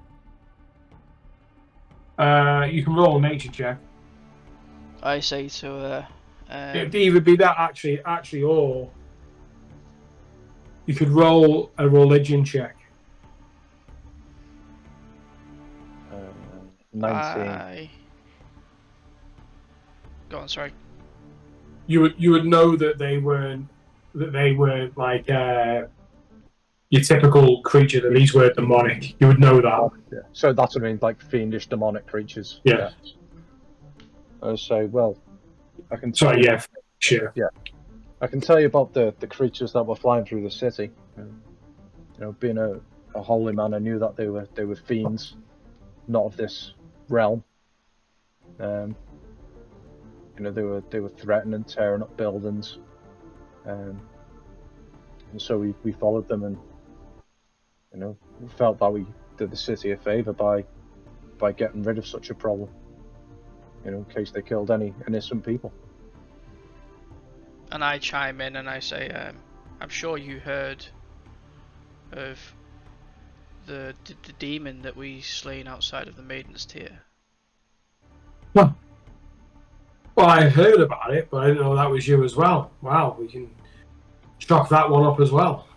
Barnabas sort of nods. Oh yeah, there was a demon in the streets. We're gonna take action to make sure nobody gets hurt. No, I fully appreciate that none of my watch had to be involved in clearing up that mess. I am, as the city is, much indebted. I just didn't realise it was you. We gave chase to these creatures flying through the street, and then they all flocked to a tiefling that was at the wagon. The tiefling fled into the sewers, and while we were down there we came upon some children starving, and they said that the tiefling had taken one of them. We were chasing after the tiefling, trying to rescue this young girl. What was her name? Was it Meg? Nat. Nat? And that tiefling, who we also believe to be a certain Bram Blackwood. You see, there's an eye raised at Barnabas.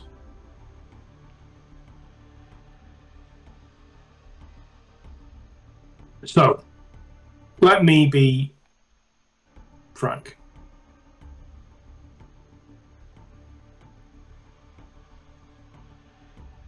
I would like you to connect the dots. Tell me what's really going on and tell me what you're really up to.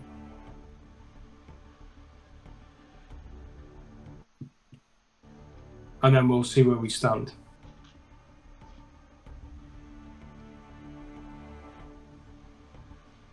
Your friend, if we can call him that,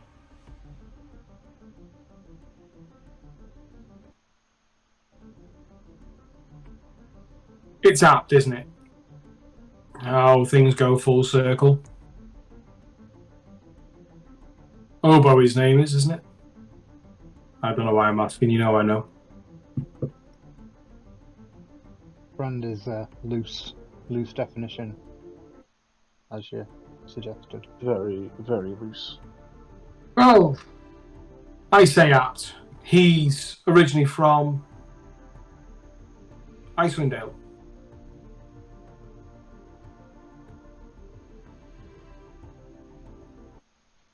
Never been there myself. But right now he's on board a wagon heading back to Icewind Dale.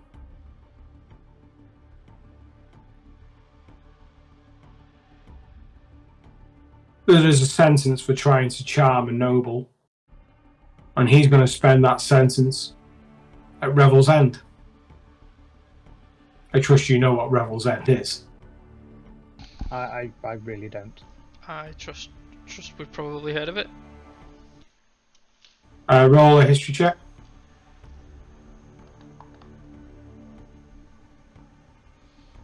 I don't think I have heard of it. 6. You've heard the name.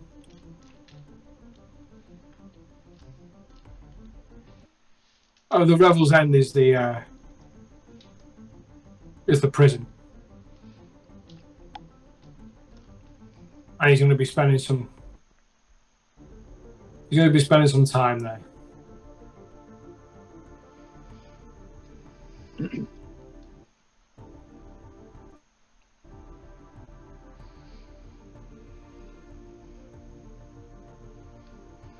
How much time?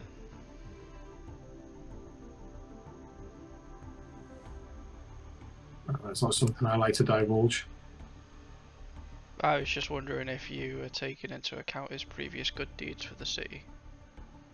No, I haven't. The crime is the crime.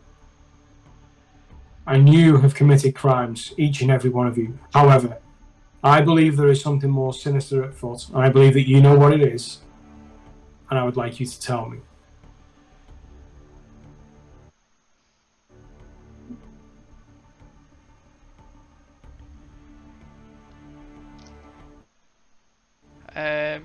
Looking around, who's in the room? The Magister, Barnabas Blastwind, the four of you, and 2 guards at the back. It's cramped.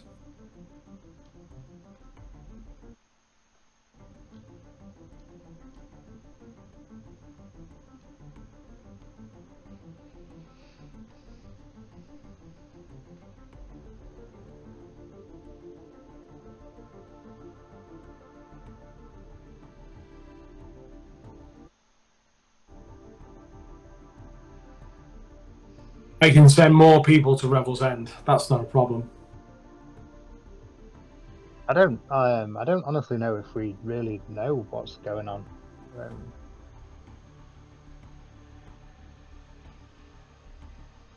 We know Right. we've heard rumours. Yeah. We've been following a thread, and that thread we've been pulling, we believe, leads to the Castellance's party. I'm going to say that I immediately look around every individual to see if there's any reaction to their name being mentioned in such a way that would make me think that they're possibly undercover or a spy of some sort. Roll an insight. Can I look as well? 1 sec. That is pretty good. I just need to load my sheet up. Insight 25. What a time. You don't feel that it really does register like that. But I want you to make a persuasion check.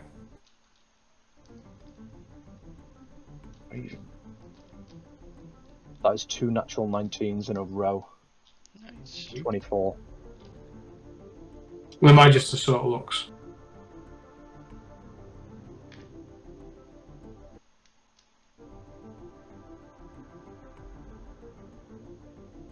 So, a conspiracy. And what would your next steps be? Well, from the information that we've gathered and what we understand, this could potentially be quite a widespread involvement. And I think the city could be at risk. And I think a lot of lives are at risk. Now, I think something might go down, or we think something might go down at the party. And in all honesty, our next course of action was to go back, rest up, and make our way to that party and see if we can find these culprits and kind of draw some type of conclusion, some end to this thread that we've been pulling. I can speak for myself, but we mean no harm to this city. And for me personally, It's probably the most I've felt at home in a very long time. And if there was some way that I could potentially call this place home, then, you know, that would be big for me. I've still got plenty of work that I want to do in this world, stuff that I want to chase and find. But for whatever reason, fate has led me to this point. I stumbled across this group about a month ago, and it's led me to this point now.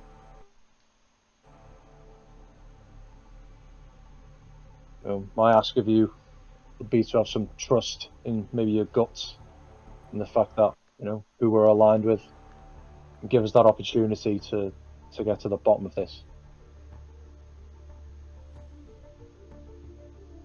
Again, he looks at Blastwind.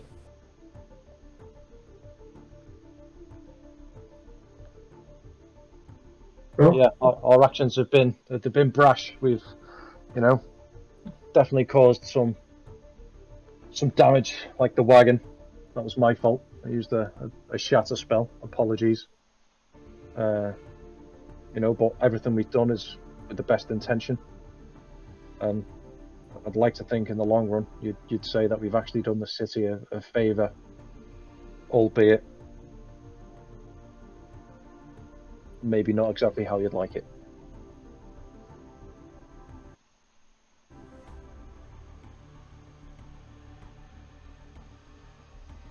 Again, they share a glance.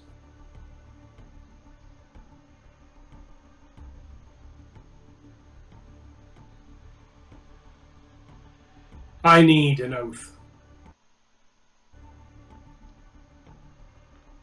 Whatever you're planning on doing, you inform us.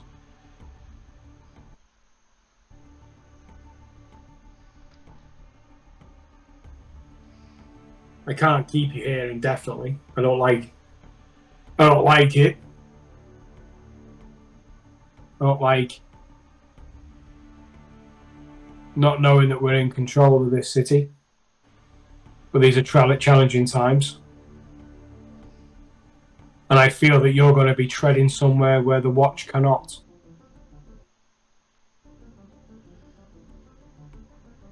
And therefore,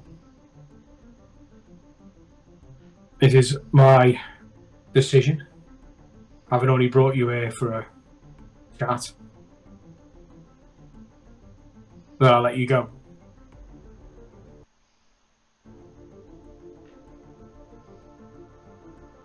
But you must be careful. You must be careful not to break the laws. You are meddling with powers and wealth and influence within the city. You have a lot of friends, a lot of allies.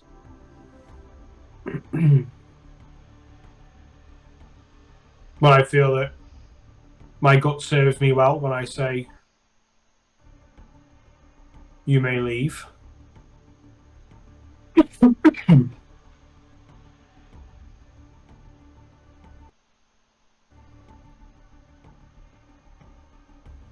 You must be careful, particularly with the law.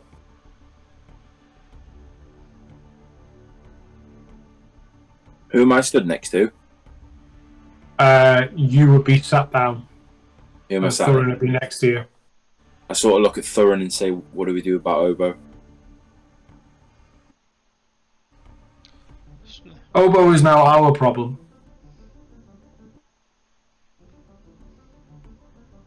But I look at him and I said, but he has managed to get a lot of information that we've needed, and he's told us. And I think in the things that we need to do, it might be that we could use him. I'm certain that that's the case. However, my influence and power will only stretch me so far. You being here and walking away scot-free would be the extent of it. For what he's done, I can't really influence that.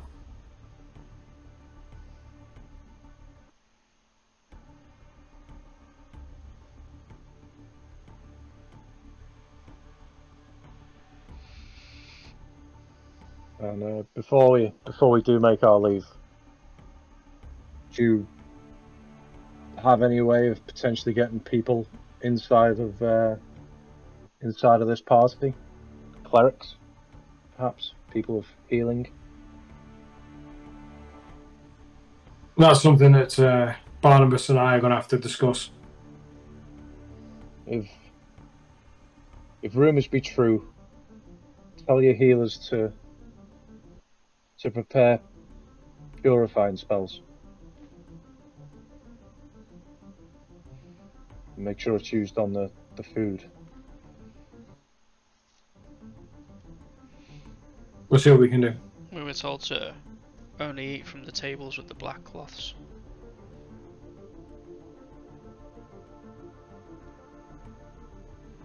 Well, that's more information than I hoped we would get. So, thank you.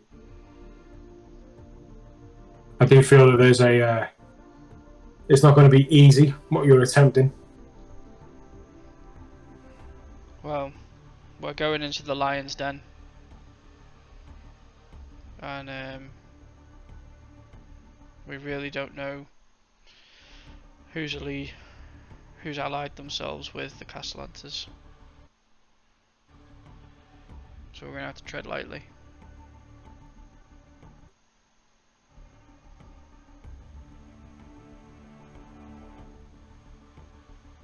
I believe the party's the day after tomorrow.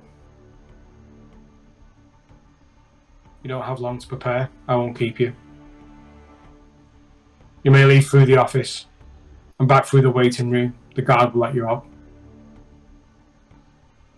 Now things.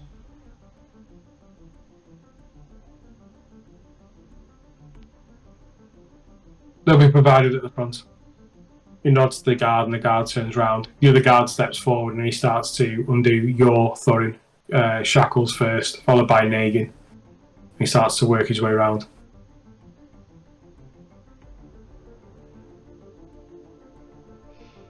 We appreciate your confidence in us.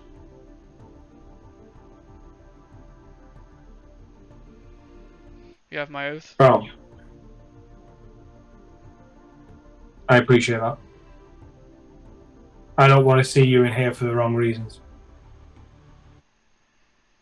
The city needs all the friends it can get.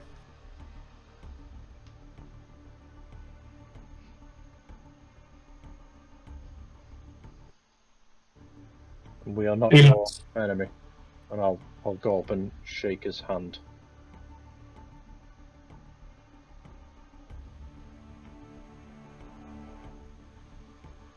Yeah, shakes your hand.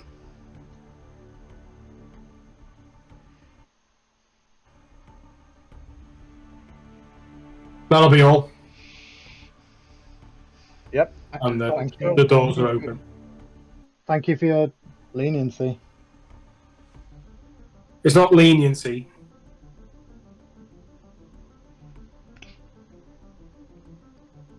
It's turning a blind eye to what you've done for a greater good. And I'm hoping that that's the case. Like I said. Taking a chance, seeing an opportunity, and trusting your gut. Travis? Let's go.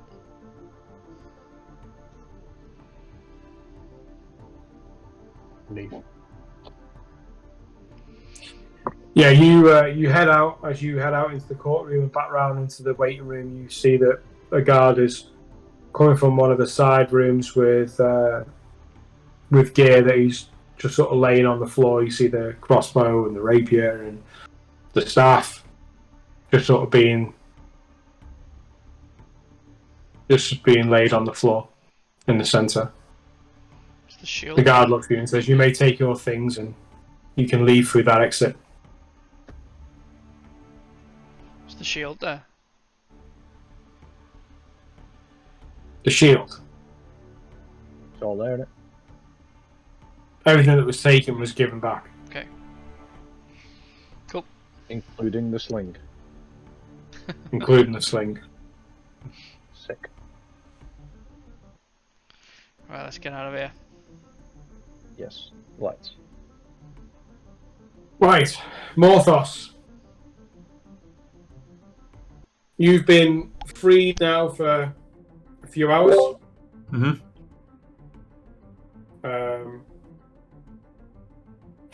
The scuffle with the individual, who wasn't anyone of any prominence, you were given a firm warning. You were also... Give me one sec.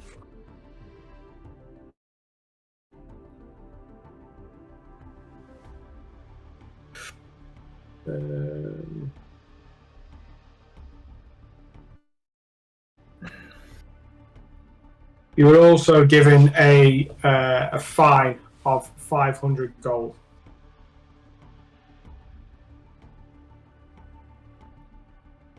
And Ouch. what if the circumstance happened where Morphle didn't have 500 gold? You have been given a date to have it paid up in full. That date is 3 weeks from now. Okay. With that, there was the warning that if you didn't pay up, then you would go into your sentencing would change. Seems fair. So for the last few hours, then what have you been doing?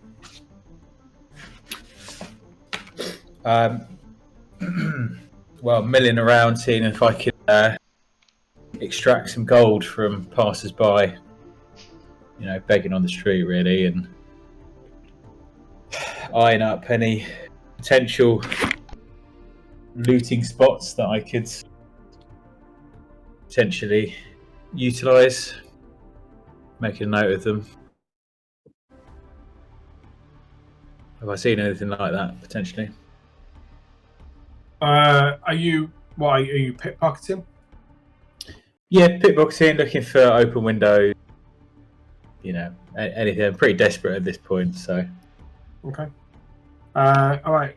Roll 3 sleight of hand checks. Okay.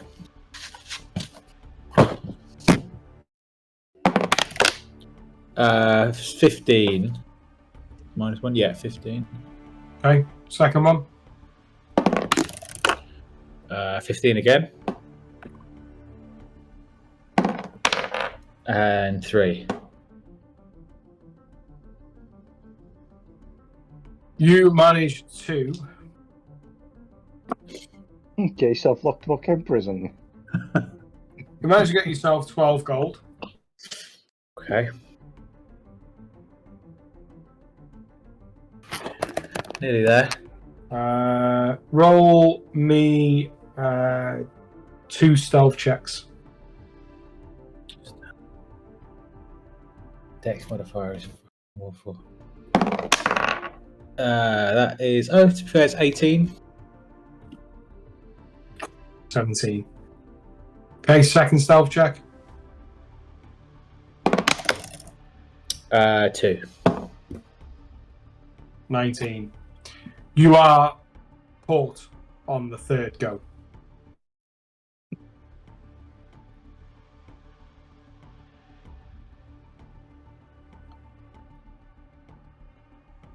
They turn round. Quite a large individual, and he grabs your wrist as you've been going for the pouch. I just want you to make a strength. Just make a athletics check. Come on, here we go. 17. You manage to pull away the hand.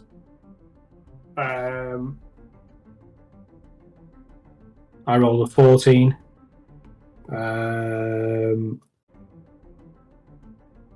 Okay, make a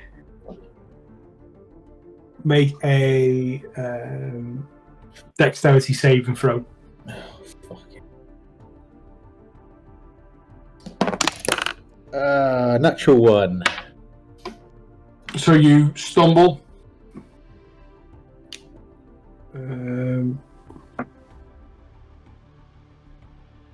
Okay, make a athletics check again. 16. He pings you to the ground as you've tried to take the purse, get away. You then try to pull away again, but now he's got you, and he's just on top. So he starts to shout for the watch. He's like, "Thief! Thief!" Is there any way for me like go for my daggers, or like any way of me getting him off at all? You can go for your dagger if you want. Or I might try. Can I try and do? I'm not sure how this will work, but can I try and do a minor illusion to distract him? What are you going to distract him with? Would it be possible to sort of make him think that he's on fire somehow? Not really. No, he would know because he's not on fire. Okay. How about? Can I create a sound or like a voice? So like someone sort of calling his name or something. I wouldn't know his name, would I? So that wouldn't work either.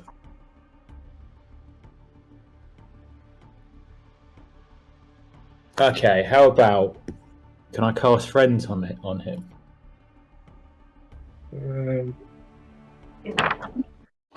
So much harder when I haven't got me bone to check spells. Friend. Spell what? Semantic immaterial. Somatic, sorry, immaterial. For the duration, you have advantage on all charisma checks directed at one creature of your choice. Oh, that isn't hostile towards you. Okay, so I can't do that either. Fuck it. No, that's what I was looking for, because I think we've had this debate before. Yeah, alright, cool. Fine. In that case...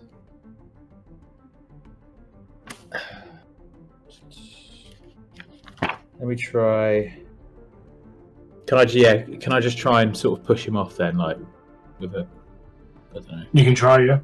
Just make a... make a athletics check. Come on, baby.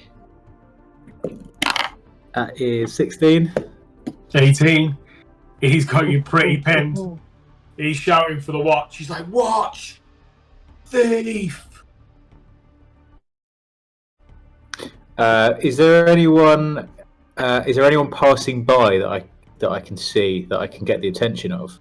Quite a lot of commotion, but they've sort of moved away from where you are with this scuffle now taking place, and you have been identified as a cut purse is now. Okay. Can I see anyone who would be strong enough to pull this guy off me? There are people, there are fellas that are within this, or sort of on this circle. Okay, and you wouldn't describe them as hostile towards. They're just sort of. I don't think they look at you as being the favourable person within the two. To be honest, but he's calling you thief. You wouldn't say that they're hostile towards me, more just sort of like. Right. What is it? Is it a saving throw for friends? So charisma checks directed.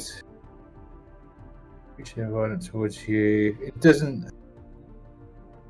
There isn't a saving throw involved with this one. You just point at a creature that's not hostile towards you and have advantage on all charisma checks directed at them.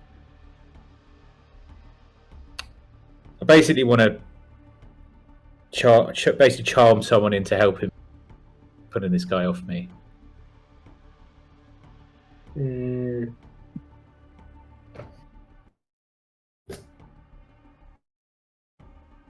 See, I'd say that right now you had disadvantage on charisma checks. In which case, that friends would just give you a straight roll. Okay. What about? I don't want to like don't want to maim him. Okay, how about this then? Sorry, just one sec. Try it, might work. Could I? Oh, well, yeah. Yeah, I guess I could give it a try. What do you think? Should I give it a try? Just a straight roll?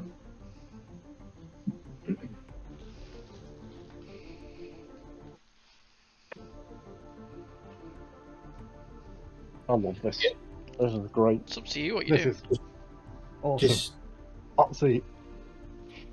just do a straight roll, is it? Sorry, Daryl. Yeah. Alright, fine. 16. So many.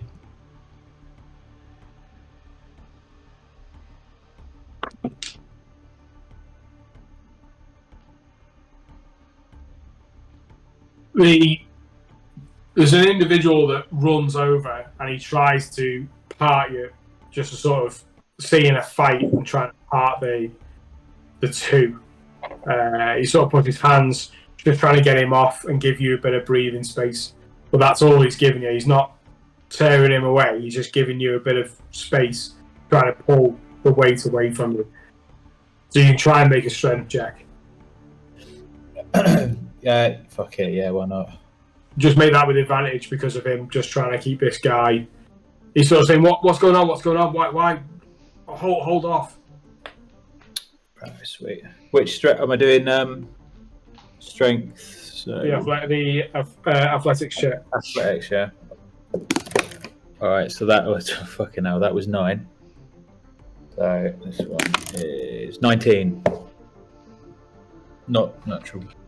Oh, I rolled the 19. Okay. So he manages to keep hold, and he looks at the individual. He tries to take me wallet. He tries to take me bag. So that would be an insult. The guy sort of whoa, hang on, starts to back away. You roll a 20 on the insight. Oh fuck. Okay. Can I cast Misty Step?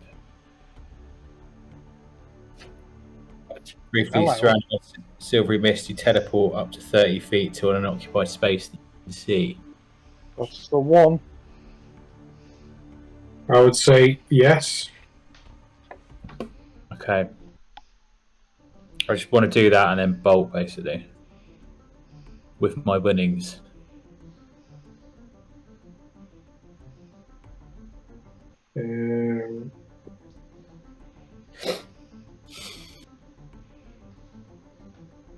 Yep. Okay. Yeah, so you summon the spell itself. You feel that the mist, and you feel the sort of dampness of the mist around you, and suddenly you're gone. And the one that was on top of you falls flat on the floor, and the one that was trying to hold you apart, he falls on top, and you're just gone. Were you reappearing? Is there could I see like an alley or something? Well, how far away from the Magister's office did you go? In my head, I was pretty close to it, to be honest. Like maybe, I don't know, 100 yards. Okay, as you, so what was it, 30 feet? Yeah. Yeah. So yeah, you reappear further down the street. There's a startled surprise as you appear next to people that are occupying that sort of area, and you manage to turn. As you do, you see the Magister's office, and you see 4 familiar faces as they walk out into the street. Oh, I think isn't the Brothers Grimm? How you doing? A little bit further down from where you are, just going off where your position was, but you can see them. Behind, you can start to hear the chaos, and Yeah, you can hear that they're not slow to react here. They're getting up and they're having a look around to see if they can spot where you've gone. Okay. Does he look like he's been up to no good? His appearance is that anyway. How far up is he?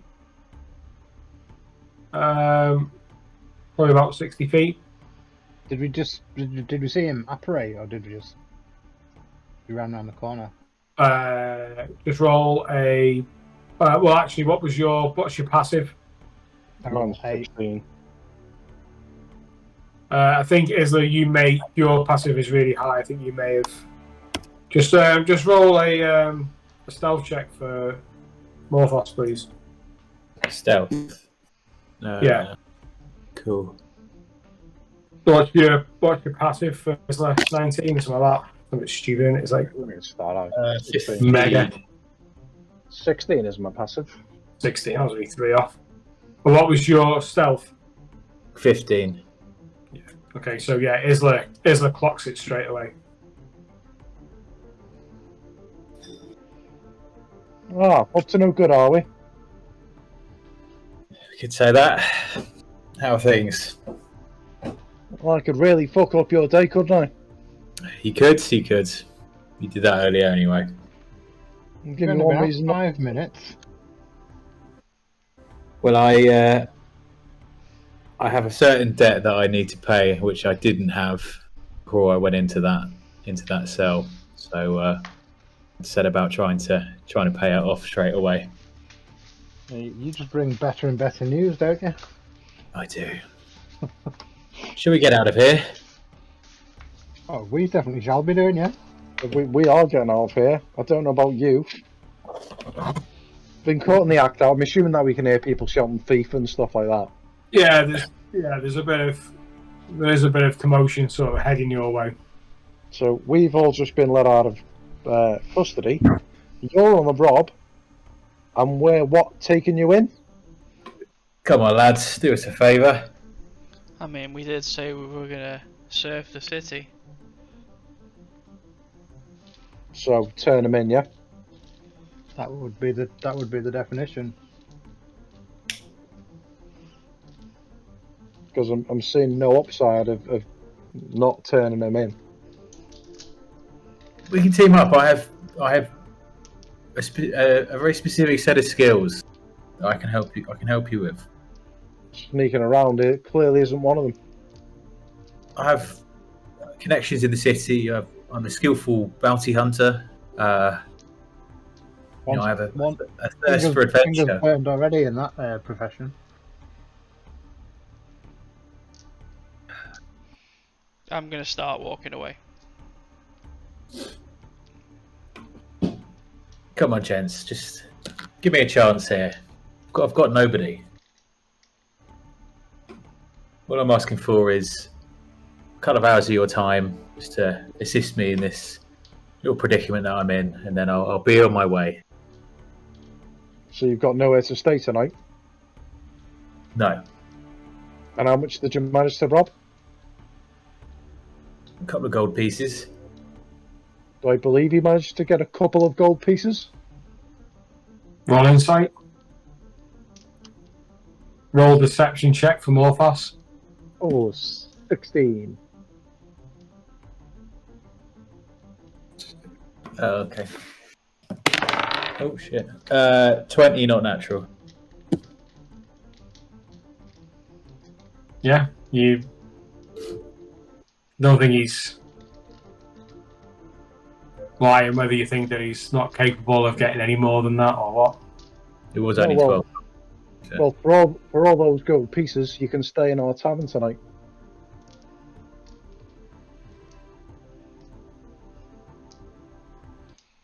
Fine. I'd take him up on that. That is uncommonly friendly for him.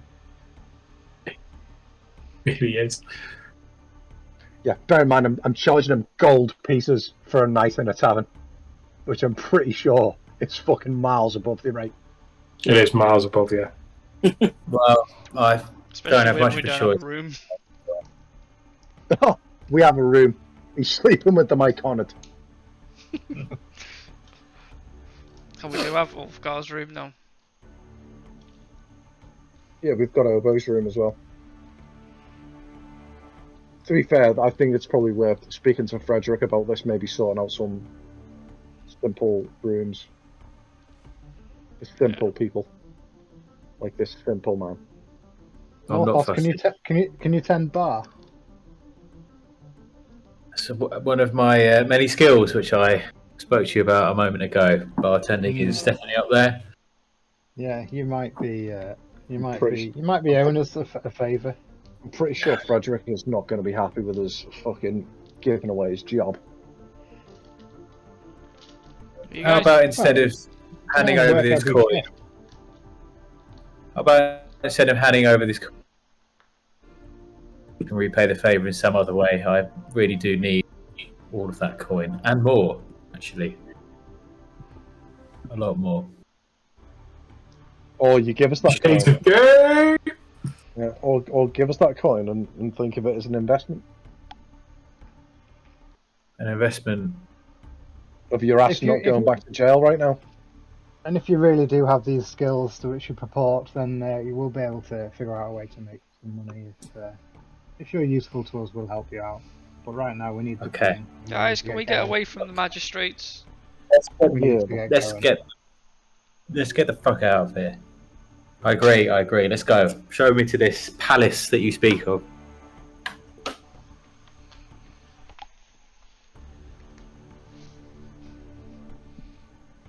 So, guys, you are currently in the middle of the dock ward.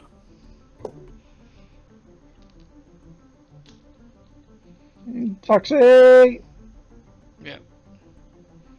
Yeah, you you managed to summon a carriage. 7 coppers for this time. And Whilst we're on the way to find that carriage, I'd like to keep to the back of the group as we're walking towards to try and hail a carriage. I'd like to cast Mage Hand and try and pick Morphos's pocket or coin purse. okay, roll a sneaky stealth check. 25. Roll a. What's your passive perception? Not 25. No, it's 12. Yeah, you don't notice that your coin pouch has gone. Sarah.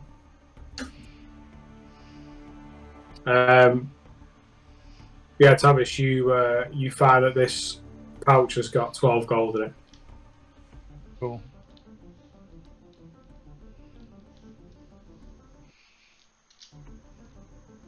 On the ride back. There, you know how you're doing. Oh yeah, it's good to get the information, but yeah, I don't know. Something's changed with Obo. He definitely didn't like Tavis. I know you wanted to help him, but you'd done too much. You killed too many people. Felt if he got all that information, maybe he might still have some use to us as of yet. But maybe it was just me thinking of the old Obo and not the one that was in front of us. If they pinned the Growlhuns on him, he killed lords. They're not gonna let you get away with that. No, but now I think the mission ahead of us is one that we need to prepare for. Do you guys believe all that what he was saying? Kind of adds up with the bits that we know, I think, but just... Yeah, I think we had some of the pieces, but he's just put them all into a line for us. I don't think he would make it up. Do you still hold out hope for him? I think hope's a big word, fortunately. Try to make it out like it was all us that made him leave. That wasn't the case. I don't know if something's twisted in him since he left the group, or why he thinks that we were the ones that have pushed him away. But far from the truth. People will create themselves a rhetoric that helps them sleep at night. Yeah, but I've known Bo for quite a while. But these are the things. Why I do find it hard to trust people. On that, I know it was like a tete-a-tete thing with you and Obo back there, and it was pretty tense, but you kind of said some things that backed me up, and actually means a lot to me. Yeah, Megan, thank you. Yeah, well, like I say, you haven't shown me any reason to doubt you as of yet. Obo, unfortunately, didn't. He left the group and he thought he did it for himself, especially after what we saw Bjorn turn into. Something wasn't right. Oh no, it was fucking were-rat people that. That was not a good night. Yeah, and I think, like I say, if it's going to be how it's going to be, this we're going to need everyone we've got. Yeah, absolutely. That's a lot for us to figure out. We've got to try and make a bit of a coherent plan. It's not just going to be a case of Watson in there and stopping it. And if the things that he said were true, I have very little knowledge on this. Isla, maybe you know a bit more, being a holier man than I. But like devils and deals with devils and the Lord of the Nine Hells. Just, I mean, I've been in a few scrapes with some couple of strange creatures or the City Watch and stuff, but nothing like this. Nothing like we've seen today. Yeah, I know. Please correct me if I'm wrong, Daryl. But you know, Asmodeus, he's the Lord of the Nine Hells. I've got down here that he's the greatest devil overlord of all of them.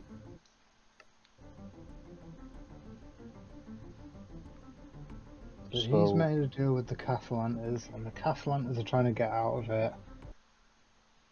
So if we mess with the Cathalantes, we're not necessarily messing with Asmodeus.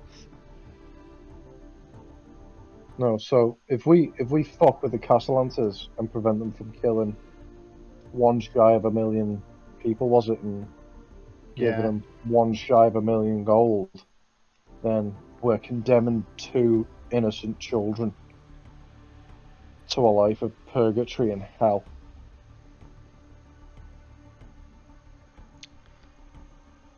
That's one way of putting it, yeah.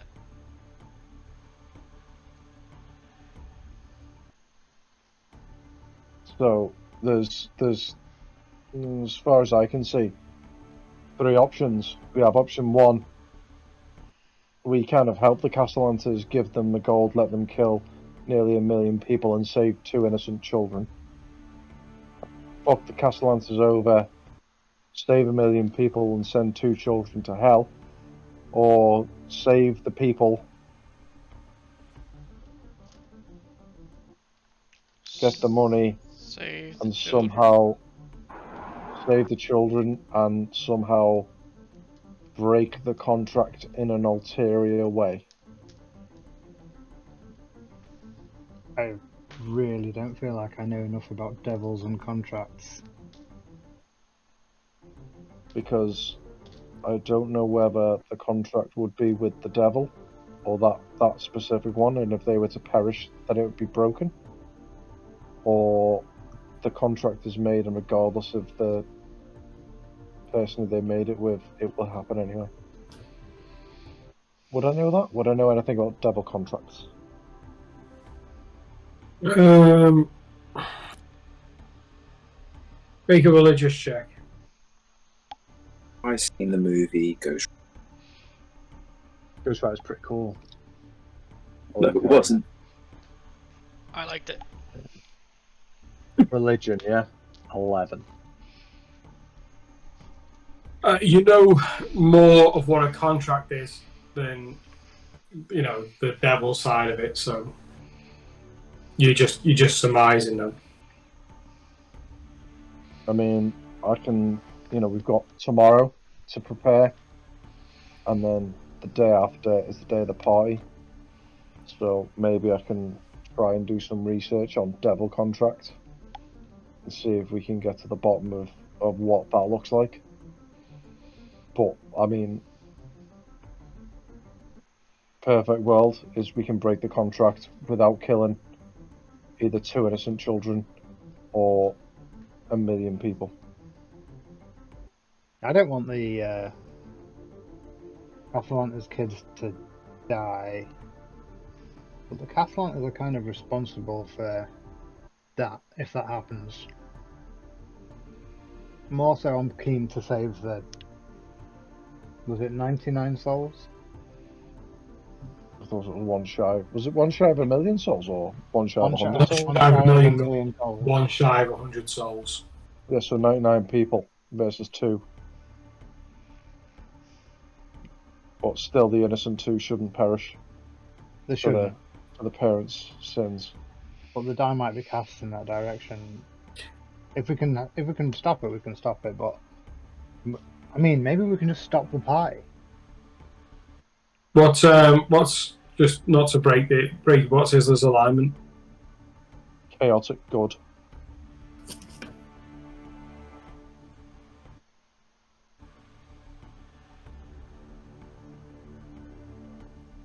The other thing is, do we think that Blackwood's going to be there as himself? No. Probably not. No. From what I pick up, he hasn't been himself in the city at all. No, if Obo's to be believed, then he's taken the form of a tiefling. But like I say, I'm not comfortable with the 99 dying. I'm not comfortable with the 2 innocents dying. So, but isn't there so? Just to DM, this conversation is hushed and muted and away from the carriage driver. The sounds of the carriage are rumbling. Stage whispers. So their whole plan revolves around having that stone, because that's their route to the million -1 gold pieces. So currently their whole plan doesn't even stack. It's not working for them. They can't achieve their ends right now. Yeah, but that's what the whole theory of the fact that, which now I'm thinking about it as we're heading back to Troll Skull. Maybe this is an absolutely fucking terrible idea, and maybe we should completely fucking abandon us going back to Troll Skull and going somewhere completely different, and just maybe give it to Rimples tonight. Who knows about Troll Skull? All the city watch. Well, yeah, pretty well. They'll have eyes on us all the time now. Everybody everybody proper, probably knows. Yeah. The Castellances are powerful, we know that. If we think that they haven't got a watch in the city watch and know about the 4 of us being stuck in prison, then that's absolutely ridiculous. I mean, what did Obo say about the House of the Purple Silks again?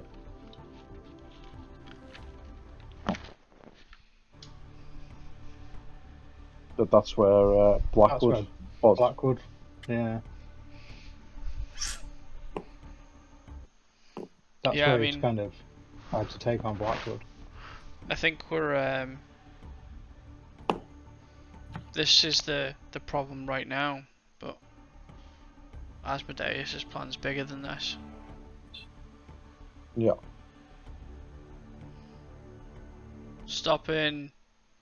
Deciding who lives or dies for his deal is really irrelevant towards his plan. one way or another. Either way, he still probably gets what he wants.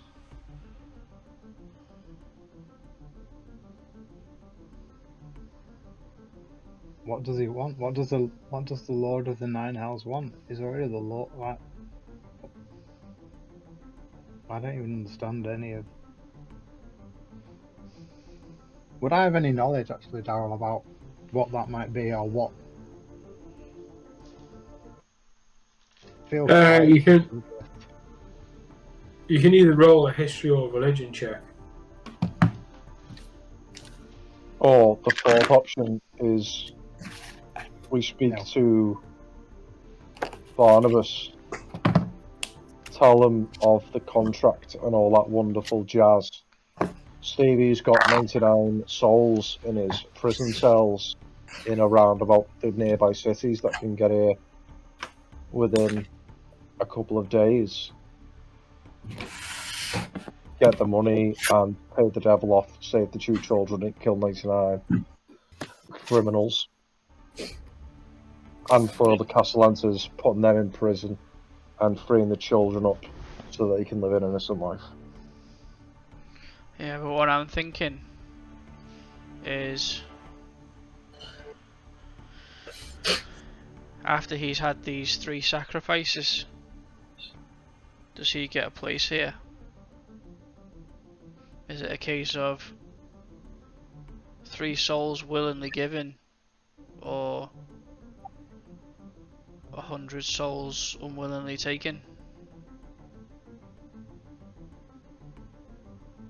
Some sort of ritual to give him a place here.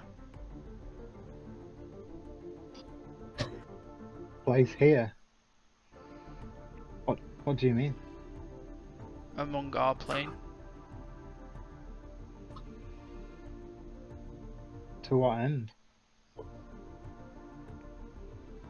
To stretch his reign and wreak havoc upon our world. Maybe he's got bored of the 9 hells and wants to stretch his leathery wings.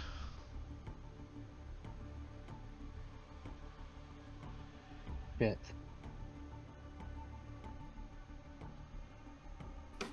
I mean, alternatively, we can try and contact the motherfucker and have a chat with him.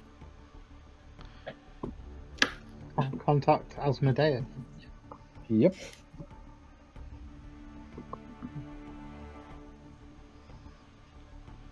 We need to find out more information on this before we can decide what we need to do. We don't know what we will do. We are dabbling in some serious shit. So where are we going to go? We're going to go back to Troll School, or are we going to go somewhere else tonight? Then we can hatch this plan. I see it as 3 options. Troll Skull, Rimples, but do we want to get Rimple dragged into anything? Maybe not. Or hide in plain sight, anonymity at the yawning portal. Do we go and stay at the House of the Holy Hands for the night and try and do some research? Not a terrible place. Not a terrible idea. I thought that place was like a morgue. It's got religious people there.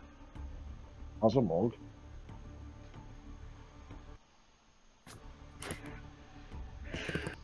So we're going to the Holy Hand.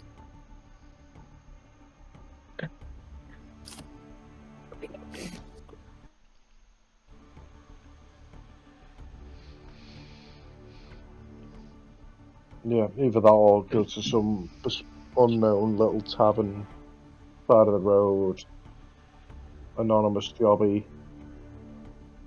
Get up. Why don't we go here first, and then there's got to be something nearby that we can go to afterwards if we need to. It would get the question. It would get the answers to the questions we've got. We can certainly try. Yeah, that sounds good. I'm in.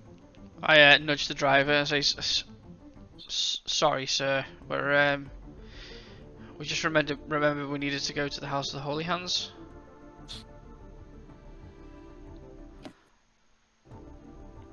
and I tell him which one, as I'm guessing there might be more than one. As worst case scenario, at least if they don't know the information, they may be able to point us in the direction that we need to go. The House of Holy Hands isn't that far away from Trollskull, so Yeah, it's close, isn't it? he just sort of gives you a bit of a nod and a grunt and just sort of continues. But time is cracking on. Yeah. So, Morthos, you've been quietly listening to all of this. You still want to hang around with us? If anything, I want to hang around with you. You guys are in some deep shit by the sounds of it. I love deep shit. Oh, so you're that kind of crazy. I'm a half orc. What's the other half, by the way? Human. It's a long story. Well, hopefully we'll have time to hear it. You might not want to hear it. I like a story.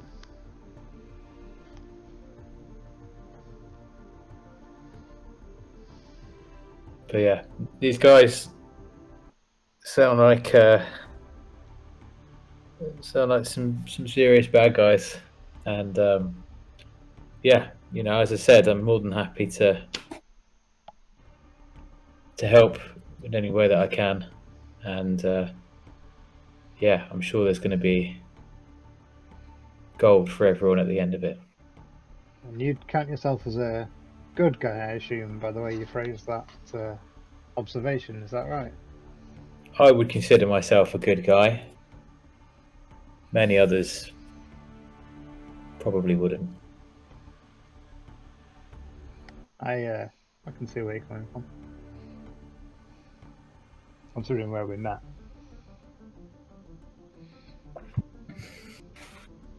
After a few moments riding you, the street opens out into the familiar square.